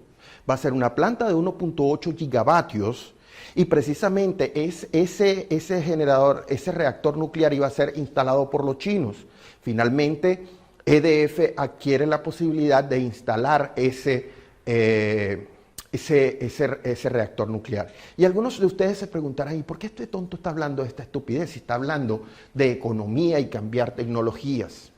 Porque resulta que si usted le va a instalar un reactor nuclear, ¿cuánto cuesta un reactor nuclear? Bastante, ¿verdad? Unos cuantos ceros. Y resulta que usted tiene que estar 5 o 7 años construyendo ese reactor nuclear. Y después que usted lo termina es que empieza usted a cobrar la electricidad que está vendiendo. No sé si se dan cuenta de un problema financiero. Usted tiene que hacer una tremenda inversión inicial para después capitalizar ese recurso. ¿Me siguen o no me siguen? Es decir, que usted por 7 años va a estar metiéndole dinero a algo que no está produciendo. Entonces los franceses le pidieron al Reino Unido que le garantizaran un precio de venta mínimo por 20 años. Y eso genera un problema. ¿Alguno de ustedes me diría cuál es el problema? Garantizar el precio de la electricidad por 20 años. ¿Alguien me dice un problema? Ay, mis estimados, despiértense. ¿Qué creen ustedes? Excelente. Quien decide el precio de la electricidad es el mercado. Y el mercado puede subir o puede bajar. Entonces, en el Reino Unido se generó un tremendo problema al primer ministro Cameron porque resulta que el Parlamento lo dijo. Usted no le puede garantizar a 20 años a futuro cuánto le va a dar el precio de la electricidad. Entonces, eso finalmente pasó. ¿Cómo se resolvió ese problema político? No lo sé, ni me interesa. Pero lo cierto es que hoy por hoy se está instalando ese generador. Pero con ese precio de electricidad mantenido por 20 años, entonces eso quiere decir que el precio de la electricidad va a ser ajeno al mercado y por lo cual algunas personas dicen que va a aumentar el precio de la factura a final de año. Entonces, lo que quiero que vayan viendo es, todo el mundo quiere mejorar el perfil de producción de electricidad con fuentes que no sean contaminantes. El problema es el costo financiero asociado con eso. ¿Me siguen o no me siguen? Bueno, fundamentalmente entonces hay que hablar de unos grandes retos. ¿Cuáles son los grandes retos? El primero de ellos dice un gran incremento en la generación de electricidad a partir de fuentes intermitentes o altamente variables. ¿Alguien entiende eso? ¿Cómo ha sido la lógica de desarrollo de los sistemas eléctricos de potencia por años? Vayan así al origen de los sistemas eléctricos de potencia. ¿Alguien se recuerda la historia de los sistemas eléctricos de potencia? ¿Cuál fue el primero? Bueno, no sé si fue el de Niágara o el de una calle de Nueva York. El primero lo instaló Thomas Alva Edison. Y lo primero que él instaló, ustedes saben que a Dios gracias a la iluminación es que nosotros tenemos los sistemas eléctricos de potencia. Porque resulta que nadie le veía sentido comercial a la electricidad. Uno decía, ¿y para qué sirve eso? Entonces, a Dios gracias, cuando se hace la famosa bombilla, es cuando fundamentalmente se ve un uso. Y entonces la gente ve y dice, ay, yo quiero tener bombilla. Y entonces, como la gente quiere tener más bombillas, eso significa aumento de la demanda, ¿cierto? Pero lo que quiero que vean es que los sistemas eléctricos de potencia se crearon generador-demanda, localizado físicamente. Lo que usted dice de Niágara fue un paso subsiguiente y fue que hacía falta más y más generación. El inicio fue un generador y unos bombillitos aquí. Y resulta que la gente quería más bombillitos y más demanda, más generador. Más demanda, más generador. Y llegó el momento que, epa, ¿y hasta cuándo? Necesitamos una forma más eficiente de esto. Y es cuando se genera la famosa transmisión de electricidad. Ahí es cuando se llega a Niágara. Todo comenzó con Menlo Park. Menlo Park fue la primera demostración de electricidad. Y ustedes se preguntarán, bueno, ¿y por qué este tonto está hablando de esto? Porque no sé si vieron el paradigma de cómo crecieron los sistemas eléctricos de potencia. La gente quiere más electricidad, le vendemos más electricidad. La gente quiere más electricidad, le vendemos más electricidad. Y es que fundamentalmente los sistemas eléctricos de potencia por casi 100 años han sido de un solo grado de libertad. La demanda cambia, yo ajusto la generación para que la demanda sea cubierta. ¿Me siguen o no me siguen? ¿Y por qué ha sido así? Porque la generación es despachable. La generación puede seguir a la demanda. Yo necesito más vatios, le meto más vatios a estos generadores. ¿Cómo? Bueno, más combustible fósil o más agua de la planta hidroeléctrica. ¿Me siguen o no me siguen? Ahora resulta que nosotros que estamos muy interesados en reducir las emisiones contaminantes, estamos instalando eólica. Y la eólica depende del viento. Y el viento sopla cuando Papá Dios manda viento. El sol brilla de día, de noche no. Del sol tenemos las nubes. Cuando pasa una nube se genera un problema. Yo no sé si ustedes se dan cuenta que esta nueva fuente de generación se llama no despachables. Porque resulta que la voluntad de la fuente de energía primaria, llámese viento sol, rige mucho la producción de esa fuente. Entonces, el primer cambio que tenemos aquí es que resulta que tenemos fuente de energía no despachable. Y tenemos gente que sigue haciendo lo que le da la gana consumiendo electricidad. ¿Me siguen o no me siguen? Entonces ahora tenemos varios grados de libertad. Este quiere más, pero el viento no sopla. Este quiere más, pero no hay sol. Entonces ahora se está generando complejidad en el sistema eléctrico de potencia. ¿Me siguen? Excelente. Segundo, incrementando las condiciones de estrés en los sistemas de transmisión. ¿Alguien me dice algo? ¿Quién me dice algo sobre eso?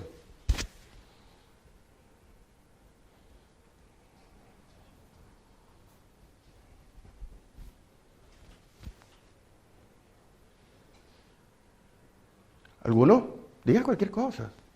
¿Qué es lo que puede pasar? Que se equivoquen. El único sitio donde ustedes se equivocan y no pierden el trabajo es en el aula de clase. Entonces no tengan miedo a cometer errores o decir cosas que no son. Entonces, ¿qué creen ustedes? El mercado. El mercado está haciendo que nosotros queramos sacarle el 110% una línea de transmisión. El mercado me está haciendo que yo trate de explotar todos mis activos al máximo. Y resulta que eso genera problemas. Si ustedes se recuerdan, hay unos límites de estabilidad. Y cuando usted puya demasiado la transmisión a su límite, genera problemas. Entonces, esto es otro de los grandes problemas. Y el tercero, ¿se recuerda mi amigo que me dijo los convertidores electrónicos de potencia? Los convertidores electrónicos de potencia están desacoplando la generación de la carga. Están creando una barrera. Están creando barrera entre el generador que está rotando y el sistema eléctrico que está consumiendo. Y eso me genera un problema que es el problema de la frecuencia, que es lo que voy a pasar a relatar dentro de un momento. ¿Ok? ¿Me siguen? Todo esto está generando un problema y es el problema de seguridad. Señores, mercado. El mercado es donde la gente recibe el dinero, donde se define el precio de la electricidad. Pero antes de generar dividendos, nosotros nos tenemos que preocupar de una variable más importante. Y eso se llama seguridad. Si usted no tiene seguridad en su sistema eléctrico, usted no puede vender electricidad porque no está seguro que vaya a poder vender electricidad. Entonces, esto, hoy por hoy, estas tres grandes cosas que les he presentado, es lo que está motivando el cambio fundamental de los sistemas eléctricos. ¿Ok? Cuando hablo de penetración de renovables, es porque ustedes pueden ver aquí lo siguiente, cómo ha sido la evolución de las renovables, un poquito despegando, y después se prevé que es un despegue completo de las renovables. Y si se dan cuenta aquí, fíjense, un declive del consumo del petróleo. Y es que fundamentalmente muchos países ya nos estamos desprendiendo del uso del petróleo. Fundamentalmente el uso del petróleo nos estamos desprendiendo por varias cosas. Uno, llegó a estar muy caro. Dos, ahorita está barato, pero resulta que el petróleo genera muchísima contaminación. Entonces, con todas estas medidas de protección ambientalista, las renovables son la única alternativa. Ustedes me preguntarán, ¿las renovables son la solución? ¿Alguna vez se han preguntado si todo esto que estamos haciendo es lo correcto?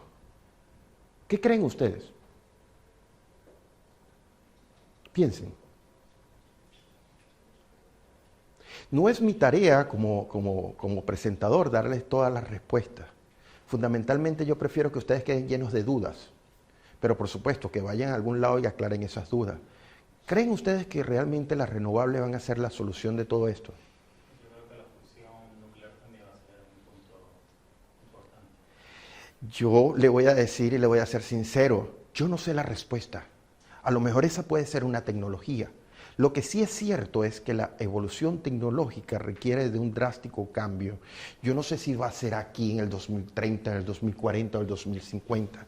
¿Algún momento se han sentado a pensar en la eficiencia de los sistemas? Por ejemplo, un sistema fotovoltaico, yo estaba hablando de romper la barrera del 25%. Llega 1 vatio y le saco 0.25 vatios. Eólica, ¿algunos de ustedes se han preguntado por el límite de la eficiencia eólica? ¿Cuánto es? 59,3. ¿Y eso es por qué? Límite de Betz. Exacto, la famosa ley de Betz crea un límite físico realista a la eficiencia. Todavía no hemos llegado al 59%. Estamos muy por debajo del 59%. Entonces, yo no sé si ustedes se dan cuenta que la eficiencia es el primer problema de las renovables. ¿Y cuál es el segundo gran problema de las renovables? Adaptar la energía para la distribución. Siga pensando. ¿Algo más? La variabilidad.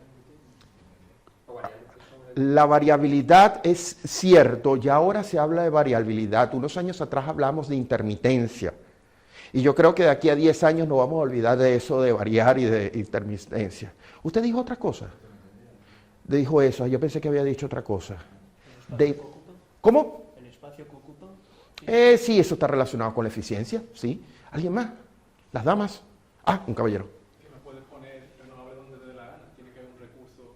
Eso también es cierto, los recursos renovables son muy caprichosos y ellos nada más se ubican en ciertas y determinadas localidades. Sí, pero supóngase que está dado el recurso. Piensen en otra limitante. Inversión. No, sigan. Piensen. Yo les hago una pregunta. Ley de Betz, límite 59%. Y usted me diría, pero el viento es gratis, ¿cierto? El viento es gratis. Si yo tengo una planta térmica, necesito combustible. Combustible lo tengo que pagar.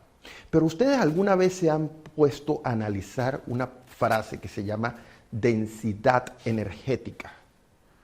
La densidad energética es si usted agarra un cc de combustible fósil y lo quema, ¿cuánta energía produce? ¿Por qué las plantas nucleares nos encantan? Porque resulta que utiliza uranio. Y resulta que un uranio enriquecido se transforma en una fuente energética viento. La energía cinética del viento depende del cubo, de la velocidad del viento. Sol, sí, tenemos muchísimo sol y nos manda energía, pero el problema es que necesita mucha superficie para tener algo con un 25% de eficiencia. El gran problema de las renovables es la densidad energética.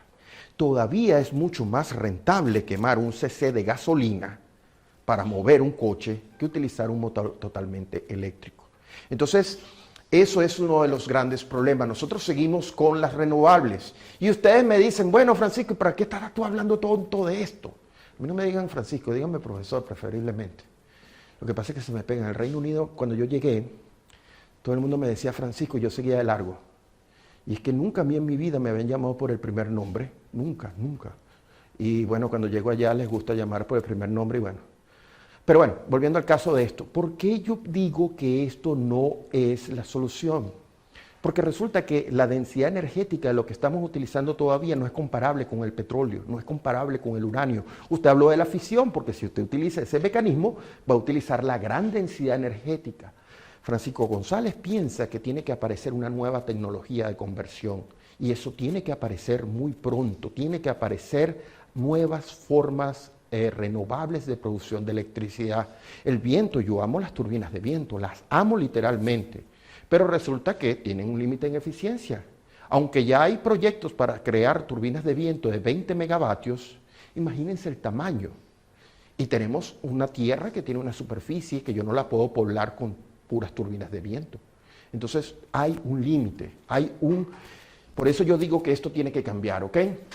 Estos son los pronósticos para el 2052. Fíjense cómo el declive del petróleo, del gas y la nuclear.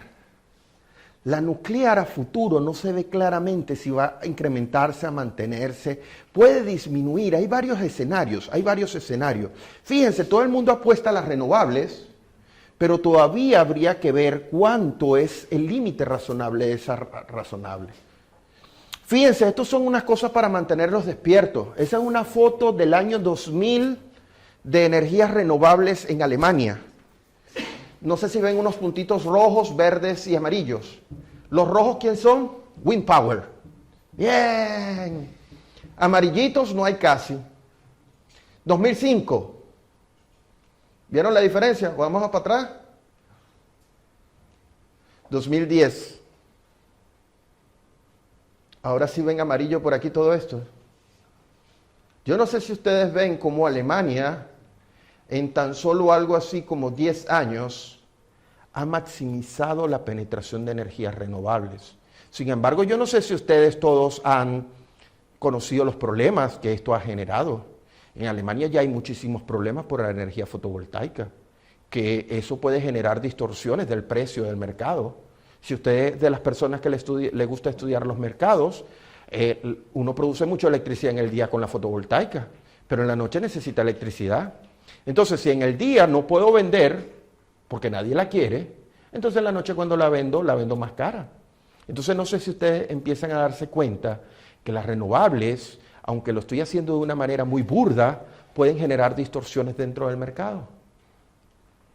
Esto que está aquí es uno de los numeritos que a mí me gusta presentar. Este número no es el más actualizado, esto fue en el año 2012 cuando perdí el tiempo haciendo ese mapa, pero aquí tienen los objetivos para el 2030 en el Mar del Norte en cuanto a lo que es energía eólica.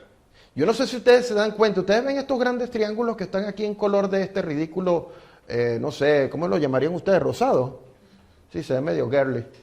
Pero no sé si se dan cuenta que aquí hay 33, ojo, se ve muy femenino, eso no quiere decir que yo tenga algo en contra del rosado, ¿no? Sino que sí, hay gente que le gusta mucho el rosado, a mí no.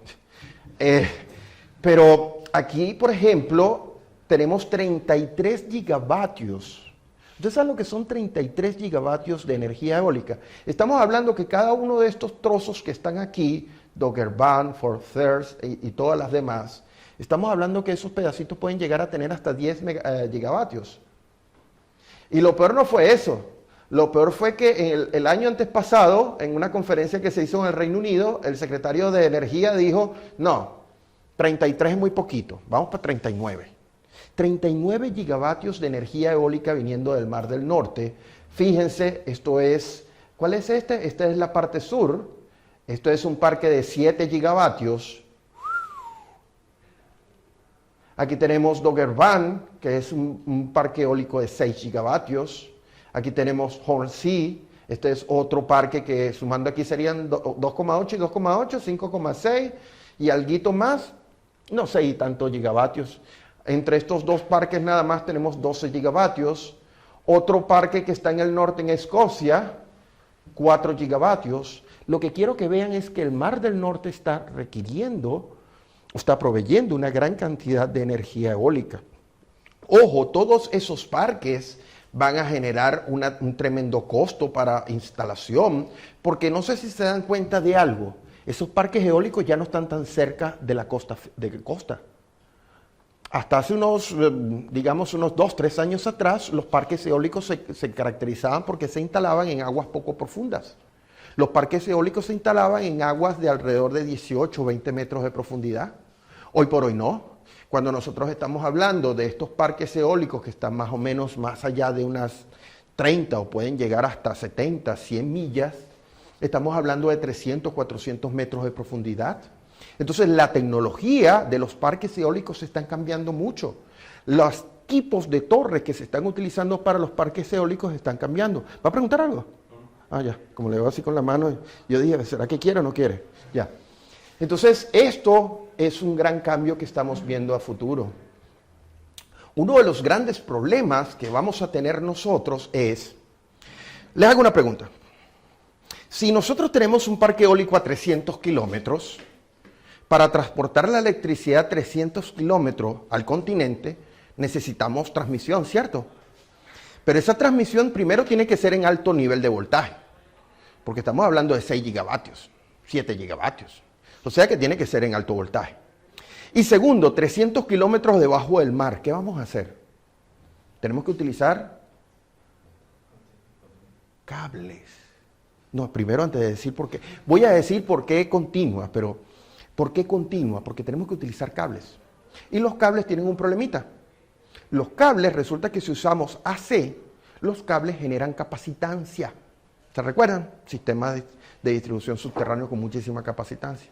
Entonces el voltaje se me transforma en un problema. Muy alto voltaje, mucha capacitancia genera sobrevoltajes. Entonces nosotros queremos utilizar cables para una distancia muy grande. ¿Cómo puedo yo desaparecer esa potencia reactiva de los cables? Continua. La razón de ser de parques eólicos, evacuación de parques eólicos o transmisión de parques eólicos utilizando continua, viene por ahí. Viene por el hecho de tratar de disminuir el consumo de potencia reactiva de los cables, viene por el hecho de tratar de controlar la potencia reactiva de estos parques, ¿ok?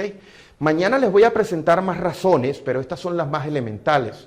Entonces, hoy por hoy nosotros estamos interesados en evacuar esa gran potencia eólica y hay varios proyectos, ¿ok?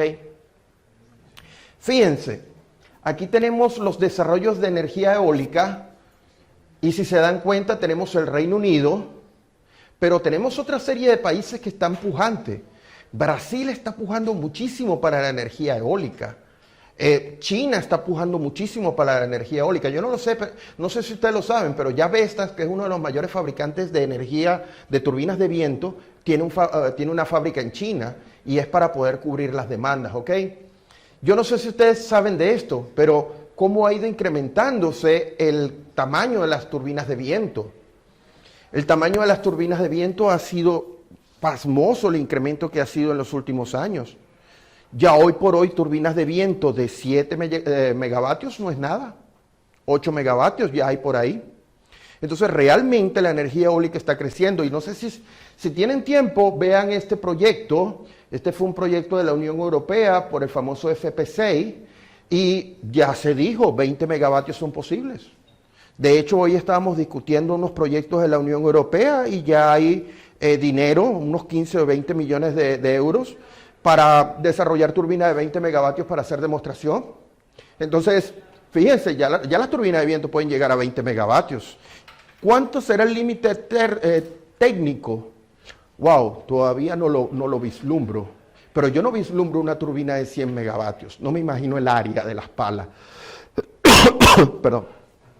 Ok, y fíjense, ¿se recuerdan que les decía que 8 megavatios es normal? Si tienen en algún momento tiempo, aquí les coloqué los links para diferentes turbinas de viento disponibles. Ya la B164 de Vestas, no estoy haciendo propaganda comercial, yo no tengo ninguna relación comercial con ellos, pero Vestas tiene la B164 que son 8 megavatios. Y para mis estudios y para mis análisis del Mar del Norte, yo estoy utilizando 8 megavatios. Entonces, es una realidad de cómo la penetración de energía eólica está transformándose. Vamos a ver si aquí puedo poner un videíto. Si es que corre, no sé. Ah, pero no tiene sonido. Bueno, nos perdemos el sonido. Sí, suena feo.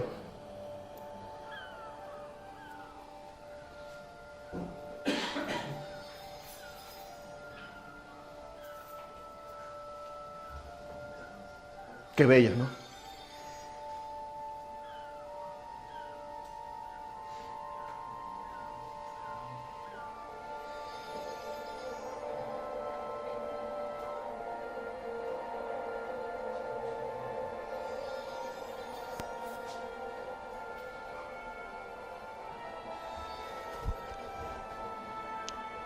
$21,000 metros cuadrados.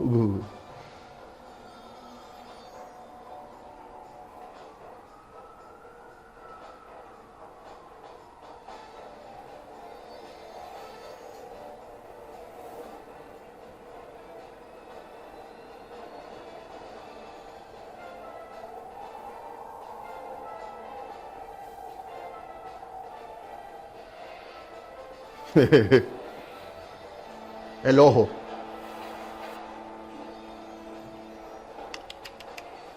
Ahí se ve mejor.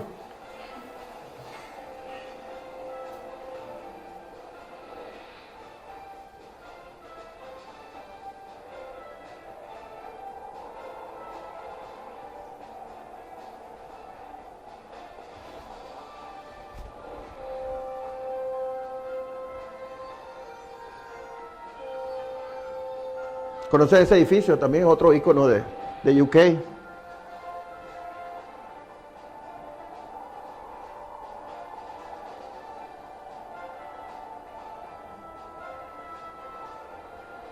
Ah, bueno, ese lo deben de conocer.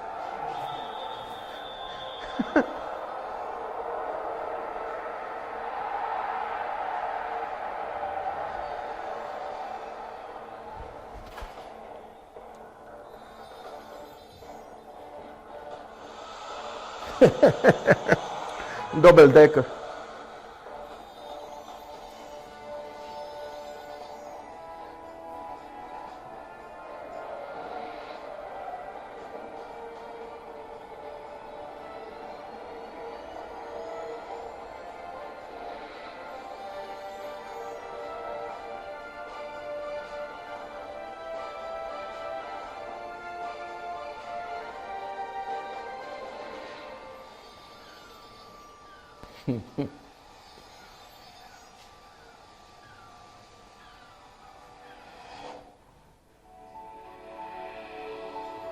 Algunos de ustedes se preguntará por qué todo en Inglaterra. No sé si se dieron cuenta que todo en la propaganda tiene relación con Inglaterra.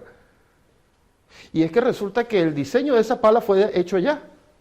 Y las pruebas de las palas fueron hechas allá también. De hecho, se tuvo que crear un laboratorio especial para las palas, para que pudieran entrar las palas y poder hacer los esfuerzos mecánicos a las palas. Entonces, Vestas está muy orgulloso del desarrollo tecnológico que se hizo en UK y por eso esa propaganda todo es UK, ¿ok? Entonces, de todas formas, les dejo los links abajo si ustedes quieren repetirlo. Aquí hay más o menos una estadística de lo que es el desarrollo de una tecnología particular. Aunque no lo he presentado, yo creo que ustedes están familiarizados con las diferentes tecnologías de turbinas de viento. ¿Saben de las diferentes tecnologías? Fundamentalmente hay 4 tecnologías. La primera tecnología es el famoso generador de inducción directamente conectado a la red. Esa fue la tecnología que se desarrolló en los años 80. Esa fue la tecnología que se utilizó en el problema que hubo en California por allá por los años 90. Realmente era la peor de las tecnologías. La tecnología número 2 es tratar de mejorar la controlabilidad de la turbina. Cuando se utiliza generador de inducción, la producción de potencia depende de la velocidad de giro de la máquina. Entonces, si el viento subía o bajaba, la producción aumentaba o disminuía. Para tratar de controlar la producción se creó la segunda generación. La segunda generación es la famosa máquina de rotor bobinado. ¿La han escuchado? Que es un generador de inducción pero que tiene un devanado en el rotor. Ahí se colocan unas resistencias y con esa resistencia uno puede tratar de controlar un poco la potencia producida por la turbina. La tercera generación fue que nos dimos cuenta, con resistencia podemos controlar algo pero todavía nos falta. Entonces es cuando se utiliza una cadena de rectificación e inversión y se inyectan corrientes al rotor de la máquina doblemente bobinada. Y por eso se llama máquina doblemente alimentada, porque ella recibe alimentación por el estator, pero al mismo tiempo por el rotor. Y la cuarta tecnología es un generador, pero donde tenemos rectificador y luego inversor y vamos a red, que esas son las famosas turbinas full converter. Estas turbinas yo se las voy a presentar, estas son las turbinas que yo más amo y es porque fundamentalmente esas turbinas pueden hacer el control que ustedes quieran. ¿Cuál es el gran problema? Se llaman full converter porque cuando usamos la tercera tecnología recibíamos alimentación por el estator y el rotor. La controlabilidad estaba alrededor del 40%. Eso quiere decir que si yo tengo una turbina de 1 megavatio, yo puedo controlar 400 kilovatios. ¿Me siguen? Eso significa que el convertidor tiene que tener una potencia relativamente baja. Cuando utilizamos el full converter, recibe el nombre de full converter porque toda la potencia generada por la turbina, 1 megavatio, tiene que pasar por la cadena de convertidora para llegar a la red. Entonces por eso recibe el nombre de full converter. Lo que quiero que vean es, miren cómo está evolucionando para parques esa gran cantidad de turbinas full converter. Y lo interesante es que estamos desplazando a la generación típicamente sincrónica. ¿Ok?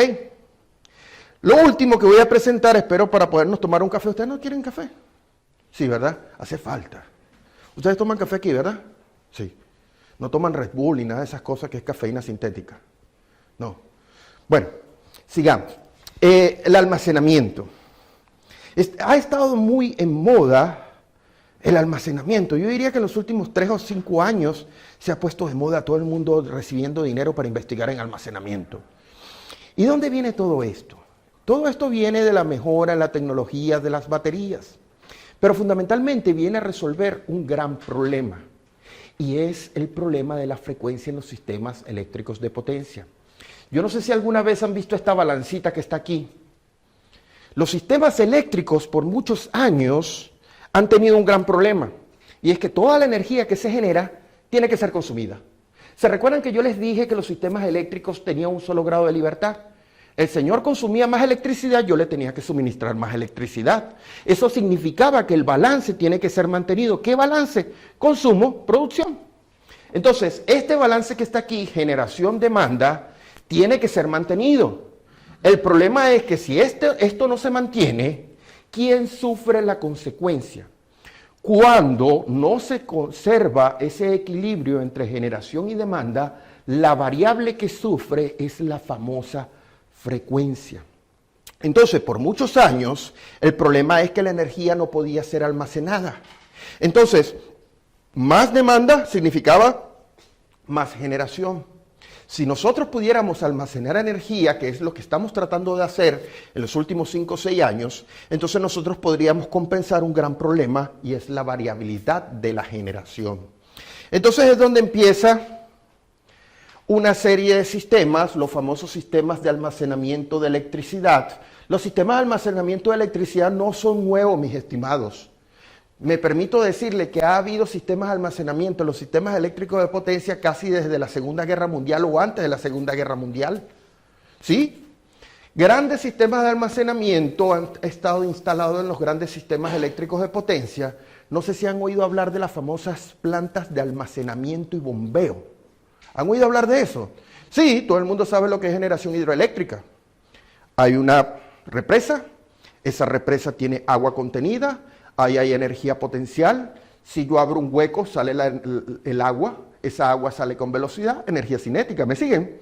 Entonces lo que hacemos es instalamos una máquina hidráulica con unas características muy peculiares, que pueda girar en un sentido y que pueda girar en el otro sentido. Cuando gira en este sentido liberando agua se llama generador. Cuando gira en este sentido, entonces trae el agua y rellena el embalse y entonces es una bomba. Ese es uno de los primeros grandes problemas de las plantas de almacenamiento y bombeo, eficiencia. Porque resulta que como se tiene que utilizar la misma máquina hidráulica, la eficiencia de la máquina cambia cuando trabaja como generador a cuando trabaja como bomba. ¿Me siguen?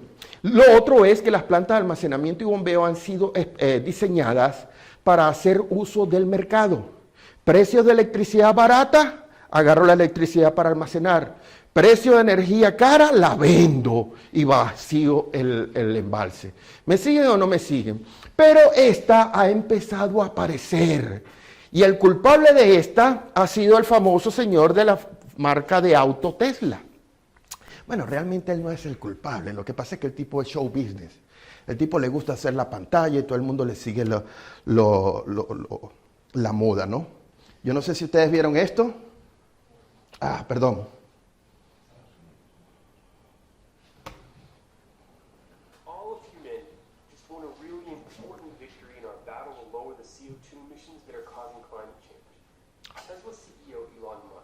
A wall-mounted battery for your house, which aims to accelerate our transition to clean solar and wind power.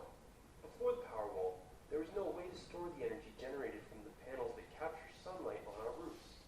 So during the day, they could give you the power you need, but at night, you had to rely on the grid, which gets most of its electricity from coal, natural gas, and nuclear reactors. There had been some early home batteries out there, but nothing that was nearly this affordable. But Tesla, which has built thousands of large lithium-ion battery packs for its growing electric car business, was able to produce a similar battery for buildings at a scale that dropped the production costs dramatically. The lowest capacity model will cost just $3,000. 3,000. And this is the first generation of the product, before Tesla's even completed building its massive new gigafactory, or any real competitors have entered the market. Events that will surely push the price down even further while increasing the energy storage capacity of the Powerwall. Here's how it works. When the sun is out, solar panels will power your house and charge the Powerwall at the same time. And when the sun goes down, this charged battery will kick in to meet most or all of your electricity needs until the sun comes back up again the next morning. This is game-changing. Game-changing. Will go completely off-grid. Every building, whether it's a home, office, business, warehouse, factory, they can all install solar panels and some power walls and instantly see their fossil fuel-generated electricity needs drop. Not every building will be able to go completely solar-powered, but most will be pretty close, especially as our appliances and other electronics become more and more energy efficient. And it gets even better. The Powerwall will be connected to the internet and the rest of the energy grid. Here in Southern California and most other heavily populated places around the country, the energy company charges us a lot more when we use electricity during peak time. That's in the afternoon and early evening when the temperatures are warmest and most of us are home and still awake. The Tesla battery is smart and knows when electricity is cheapest, so that's when it will draw power from the grid to charge itself. And then during peak time when you need electricity, the battery will power the house. This is going to lower everyone's energy bills, and sometimes you'll even be able to sell back unused power to the utility company during peak time, even make a profit. It's basically going to make each individual building its own power station. Overnight, Tesla seems less like a futuristic car company and more like the man who inspired the company's name, a revolutionary electricity engineer named Nikola. Thanks for watching. If you like this video, help the conversation spread. No, I don't like it. Thumbs up button. Yo no sé si ustedes se dieron cuenta de varios comentarios que hizo ahí. Uno, $3,000 por batería. No es como que muy barato, ¿no? Segundo, no sé si se dieron cuenta que el tipo es productor de carros eléctricos. Y entonces ahora el hombre está haciendo baterías. Ojo, ofrece la batería, hace el show business, todavía la planta no está hecha. Es decir, que todavía no están vendiendo la batería Tesla. Entonces, yo no sé si ustedes se dan cuenta de que para mí ellos lo dicen ahí, que él no se parece a este. Nikola Tesla, mi respeto, aquel es simplemente un comerciante. Lo que está tratando es de que, como nadie le compra el coche, de hecho los coches aumentaron la venta después que salió con la batería. Porque no sé si ustedes lo sabían, pero esa empresa estuvo a punto de estar quebrada hace unos años atrás. Ciertamente el almacenamiento de energía es algo que nosotros hemos estado buscando por años, ¿no? De hecho, yo todavía sigo buscando. No sé si alguno de ustedes utiliza este tipo de cosas. Para uno que se la pasa en aeropuertos y viajando, hay dos cosas sumamente importantes. ¿Cuáles creen ustedes que son las dos cosas más importantes cuando uno está viajando desde el punto de vista de trabajo? Una la tengo en la mano, pero no resuelve todos los problemas. Electricidad. Usted tiene un vuelo de 12 horas, la computadora cuando mucho le da 4 horas de trabajo y después ¿qué hago? Almacenamiento.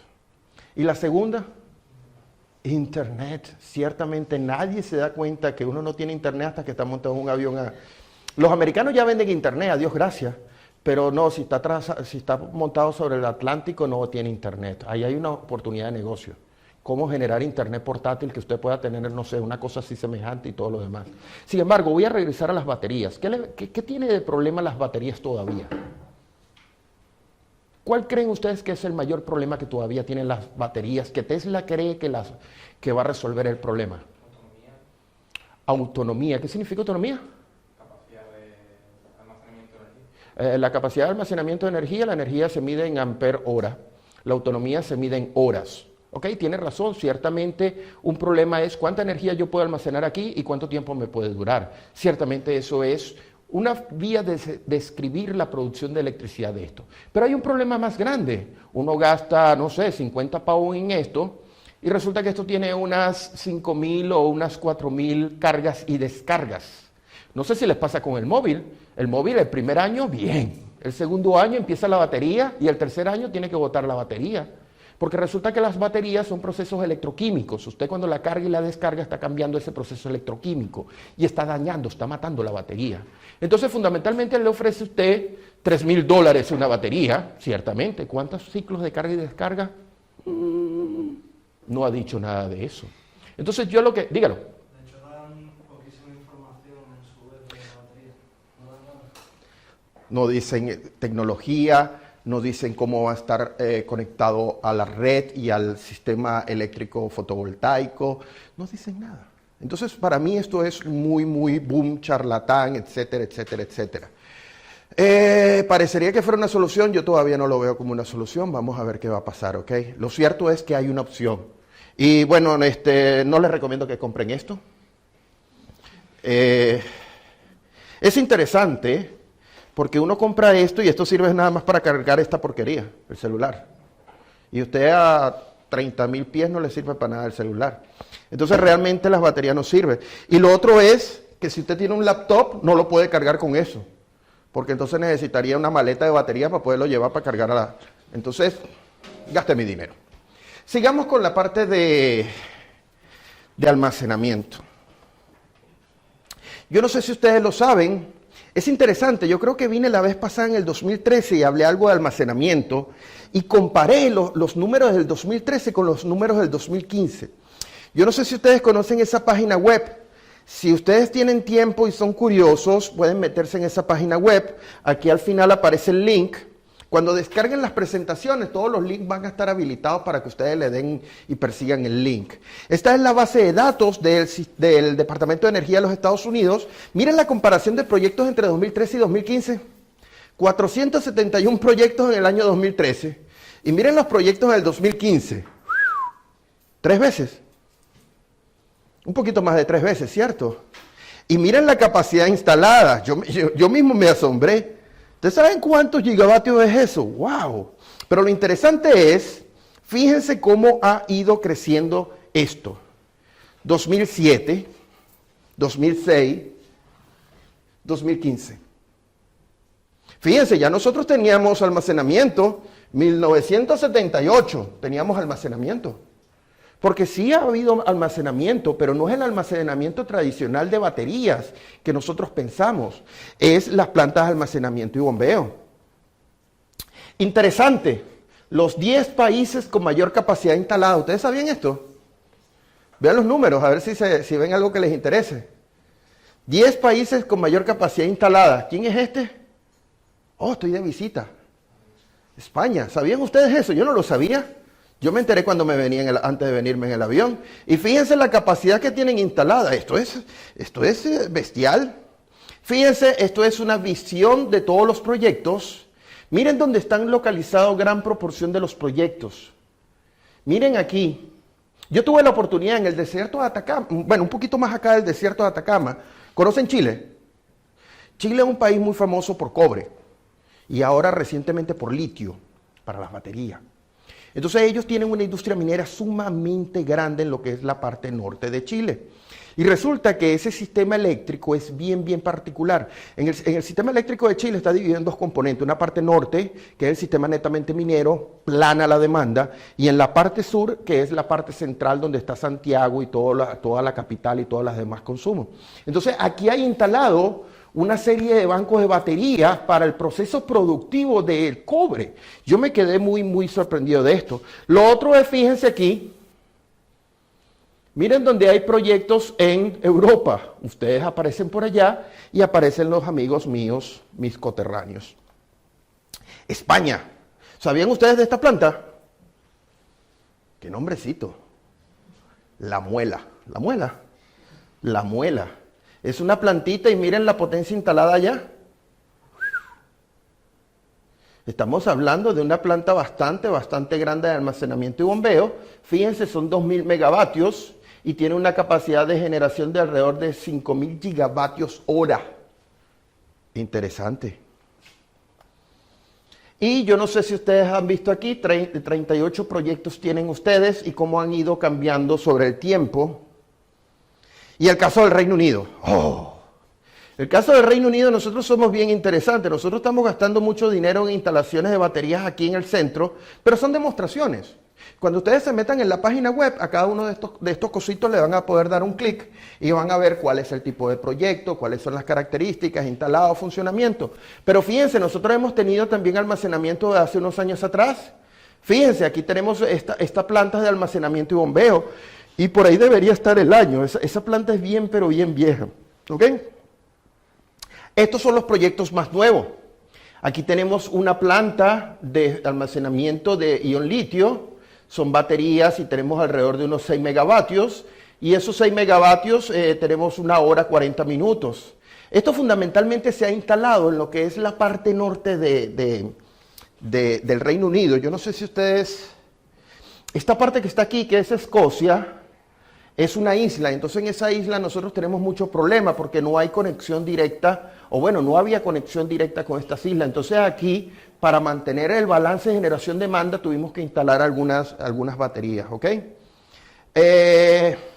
Fíjense, en el caso del Reino Unido, ya hay unos escenarios que dicen entre 1 gigavatio y 29 gigavatios para instalación de sistemas de almacenamiento. Entonces, bueno, quiero que se lleven en mente que almacenamiento es algo que viene en camino y que fundamentalmente dependiendo de la tecnología está el problema económico. Todavía estas baterías tienen el problema de la batería es que es un proceso electroquímico y el problema de la batería como proceso electroquímico es que estamos matando la batería cada vez que la cargamos y la descargamos. Y lo otro es que las baterías son sumamente caprichosas, con temperatura. Yo no sé si ustedes se han ido a tomar fotos a un país que sea muy frío y las baterías se descargan rapidísimo. O yo no sé si ustedes se han dado cuenta que si se pegan 2 horas a hablar por teléfono, la batería se pone muy caliente. Es decir, cuando estamos cargando o descargando las baterías, siempre se produce un proceso químico que genera exotermia, que genera aumento de temperatura, cambio de temperatura. Y eso afecta también la característica de la batería. Francisco González es partidario de las baterías. Bueno, tengo que seguir la moda y decir que sí, las baterías pueden ser el futuro. Ahorita yo no diría que son totalmente eficientes, hay mucho que hacer, sobre todo desde el punto de vista económico, ¿ok? ¿Cuál es la otra solución? La otra solución es que si nosotros tenemos que mantener ese balance, ¿cierto? Generación-demanda. Una solución es, bueno, almacenamiento. Yo necesito energía, lo saco de la batería, lo saco del almacenamiento y restablezco el balance, ¿cierto? Eso es una forma. Pero hay otra forma adicional de mantener el balance. ¿Cuál es la otra forma adicional? Bueno, tengo déficit de generación, volteo a los lados. ¿Usted tiene generación? Deme. Entonces, la otra forma de yo mantener el balance es utilizando interconexiones. Y realmente las interconexiones, además de tratar de producir electricidad más barata, además de mantener la seguridad, es una forma bien interesante de integración entre sistemas. Yo no sé si ustedes lo saben, pero el Reino Unido desde hace años atrás, desde el año 82-83, tiene interconexión con Europa. Tenemos interconexión desde el año 82-83, el primer cable submarino se lanzó entre Inglaterra y Europa para condiciones de emergencia. Si nosotros nos pasaba algo allá y alguna unidad de generación salía de operación, nosotros agarrábamos e importábamos electricidad de Europa. Entonces, esa era una forma de respaldo de seguridad. Sin embargo, nos empezamos a dar cuenta que el mercado europeo nos es muy atractivo y entonces empezamos a instalar más y más interconexiones. Yo no sé si ustedes ven que aquí tenemos el mapa del Reino Unido. Aquí están las 3 interconexiones con Francia, el famoso proyecto MIMO y la interconexión con Bélgica y con Netherlands, con Holanda. Y la interconexión con Irlanda. Todos estos enlaces son en corriente continua. Todos esos enlaces han sido diseñados para que en momentos de emergencia importar electricidad, para venderle electricidad a Irlanda. Hemos colocado sistemas HVDC. Pero fíjense estos dos. ¿Por qué interconectarnos con Noruega? Porque Noruega, si ustedes no lo saben, es un país que produce muchísima hidroelectricidad, que es muy económica. Y resulta que eso nos puede interesar a nosotros para el mercado. Y ustedes saben esta, Islandia. ¿Por qué queremos Islandia? Geotérmica, y de paso le debe bastante dinero al Reino Unido. Entonces resulta que estamos haciendo planes de interconexión con Islandia para aumentar la seguridad, para aumentar el mix de generación. Ese supuestamente va a ser el enlace HVDC más largo del mundo y va a ser el más profundo del mundo. Ya el de Noruega ya está viento en popa. Si usted va a la página de National Grid va a poder conseguir. National Grid es el operador transmisor del Reino Unido. Ahí van a poder encontrar detalles del de Noruega. Del de Islandia todavía estamos en desarrollo, ¿ok? En el caso de nosotros, aquí en Europa continental, ENSOE está tratando de hacer algunas interconexiones. Yo creo que ya ustedes saben que España se interconectó con Francia utilizando HVDC. ¿Lo sabían? ¿Sí? ¿Dónde? Tiene que ser en la frontera, ¿no? Bueno, vamos a ver si es la próxima transparencia. No, la próxima transparencia no sale aquí. Más adelante. Sí. Esta es la interconexión entre, yo me imagino que esto será, ¿cómo que se llama el idioma de por allá? Catalán. ¿Cómo será esto? Santa Llogaia y Baitzas. Bueno, me imagino que eso es catalán o algo así por el estilo. Es el primer enlace DC entre Francia y España. Fíjense, algo así como unos 2000 megavatios. Bien interesante, buena tecnología. Y ustedes tienen otro enlace en corriente continua. ¿Dónde está el otro enlace en corriente continua? Esas islas se llaman Baleares. Sí, Baleares es que son varias, ¿no? Porque Mallorca creo que es una sola de ellas, ¿cierto? Disculpen mi ignorancia de geografía española. ¿Ok? Entonces aquí tienen más o menos una idea de cómo es el recorrido entre la interconexión entre Francia y España. Ya esto se inauguró, creo yo. ¿Y qué otra cosa tenemos aquí? Está la visión de Supergrid. Yo no sé si ustedes se han dado cuenta de una cosa. ¿Se recuerdan la figura que yo le presenté del sistema AC y el sistema DC? El sistema AC y el sistema DC no se las han llevado todavía muy bien de la mano. Realmente los sistemas DC tienen años integrados en los sistemas AC. El primer sistema DC integrado, creo que fue en el año 1930 y algo, no me recuerdo. Mañana les digo cuando vea ahí la presentación, les recuerdo el año. Pero tiene años, décadas conectándose, utilizándose DC. Sin embargo, hoy por hoy es que se está hablando de un auge mayoritario de la DC como una grid paralela a la grid AC. Yo no sé si han oído hablar de este proyecto, se llama el proyecto Supergrid. El proyecto Supergrid tiene dos motivaciones fundamentales. La primera motivación es tratar de producir electricidad barata moviendo grandes bloques de energía dentro de Europa. Y la segunda es tratar de producir energía renovable, es decir, traer toda la energía del Mar del Norte. Yo no sé si se dan cuenta de esto, y fíjense estos enlaces aquí. El primer paso del Supergrid va a ser la interconexión entre UK y Noruega, y después va a ser con interconexiones hacia Alemania y hacia Bélgica. Pero ese proyecto es algo así como esto. Está la red AC, y entonces la red DC se está empezando a crear como una supergrid, una grid que está por encima de la red de transmisión normal AC. Estos voltajes pueden ser entre 350 y 500 kV, pero en DC. Yo no sé si se dan cuenta que son como dos estructuras separadas. A estos momentos uno está pensando en la HVDC como una estructura separada. Mañana se van a dar cuenta que en la medida que yo empiece a integrar esas dos estructuras, se van a empezar a aprovechar las ventajas de la operación y control del sistema DC. Y entonces la planificación del sistema híbrido AC-DC se transforma en un gran reto. Yo no sé si han oído hablar de este otro gran proyecto. Este es otro gran proyecto que es una infraestructura gigante. ¿Han oído hablar de Desertec? Desertec es una iniciativa europea y que fundamentalmente lo que busca es hacer uso de los territorios en la parte norte de África. Ellos tienen mucho terreno, ellos tienen bastante sol y nosotros dinero. Entonces lo que hacemos es le pagamos, montamos aquí los paneles fotovoltaicos, las plantas solares, etcétera, y entonces importamos la electricidad a Europa. Es decir, algo así como la crisis migratoria, pero que nos manden electricidad.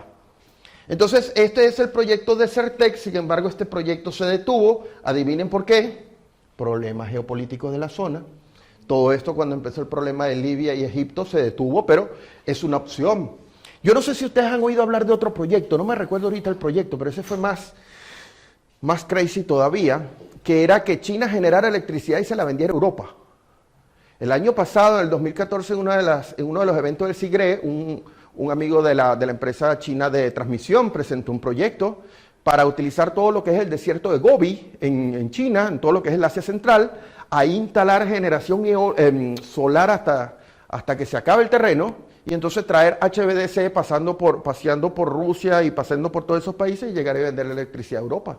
Entonces yo no sé si ustedes se dan cuenta que ya hay países pensando, para seguridad energética, le podemos vender electricidad a Europa. ¿Ustedes se imaginan que nosotros comencemos a comprar electricidad allá en China? Electricidad hecha en China, made in China. Wow. Bueno, se los dejo ahí, ese es otro proyecto. Ya nos vamos a ir por el café. ¿Han oído hablar de este proyecto? El proyecto eHighway 2050. Este es otro proyecto de la Unión Europea. La idea es tratar de ver la unificación y la maximización de los usos y recursos de transmisión en Europa. Si pueden, vean la visión 2050. La idea es tratar de maximizar los recursos. Ustedes tienen mucha eólica aquí, por aquí hay mucha hidráulica, mover esos recursos entre toda Europa, eso es un gran reto. Y ya estos retos los pasamos y ya esto lo vimos. Pregunta, mis estimados.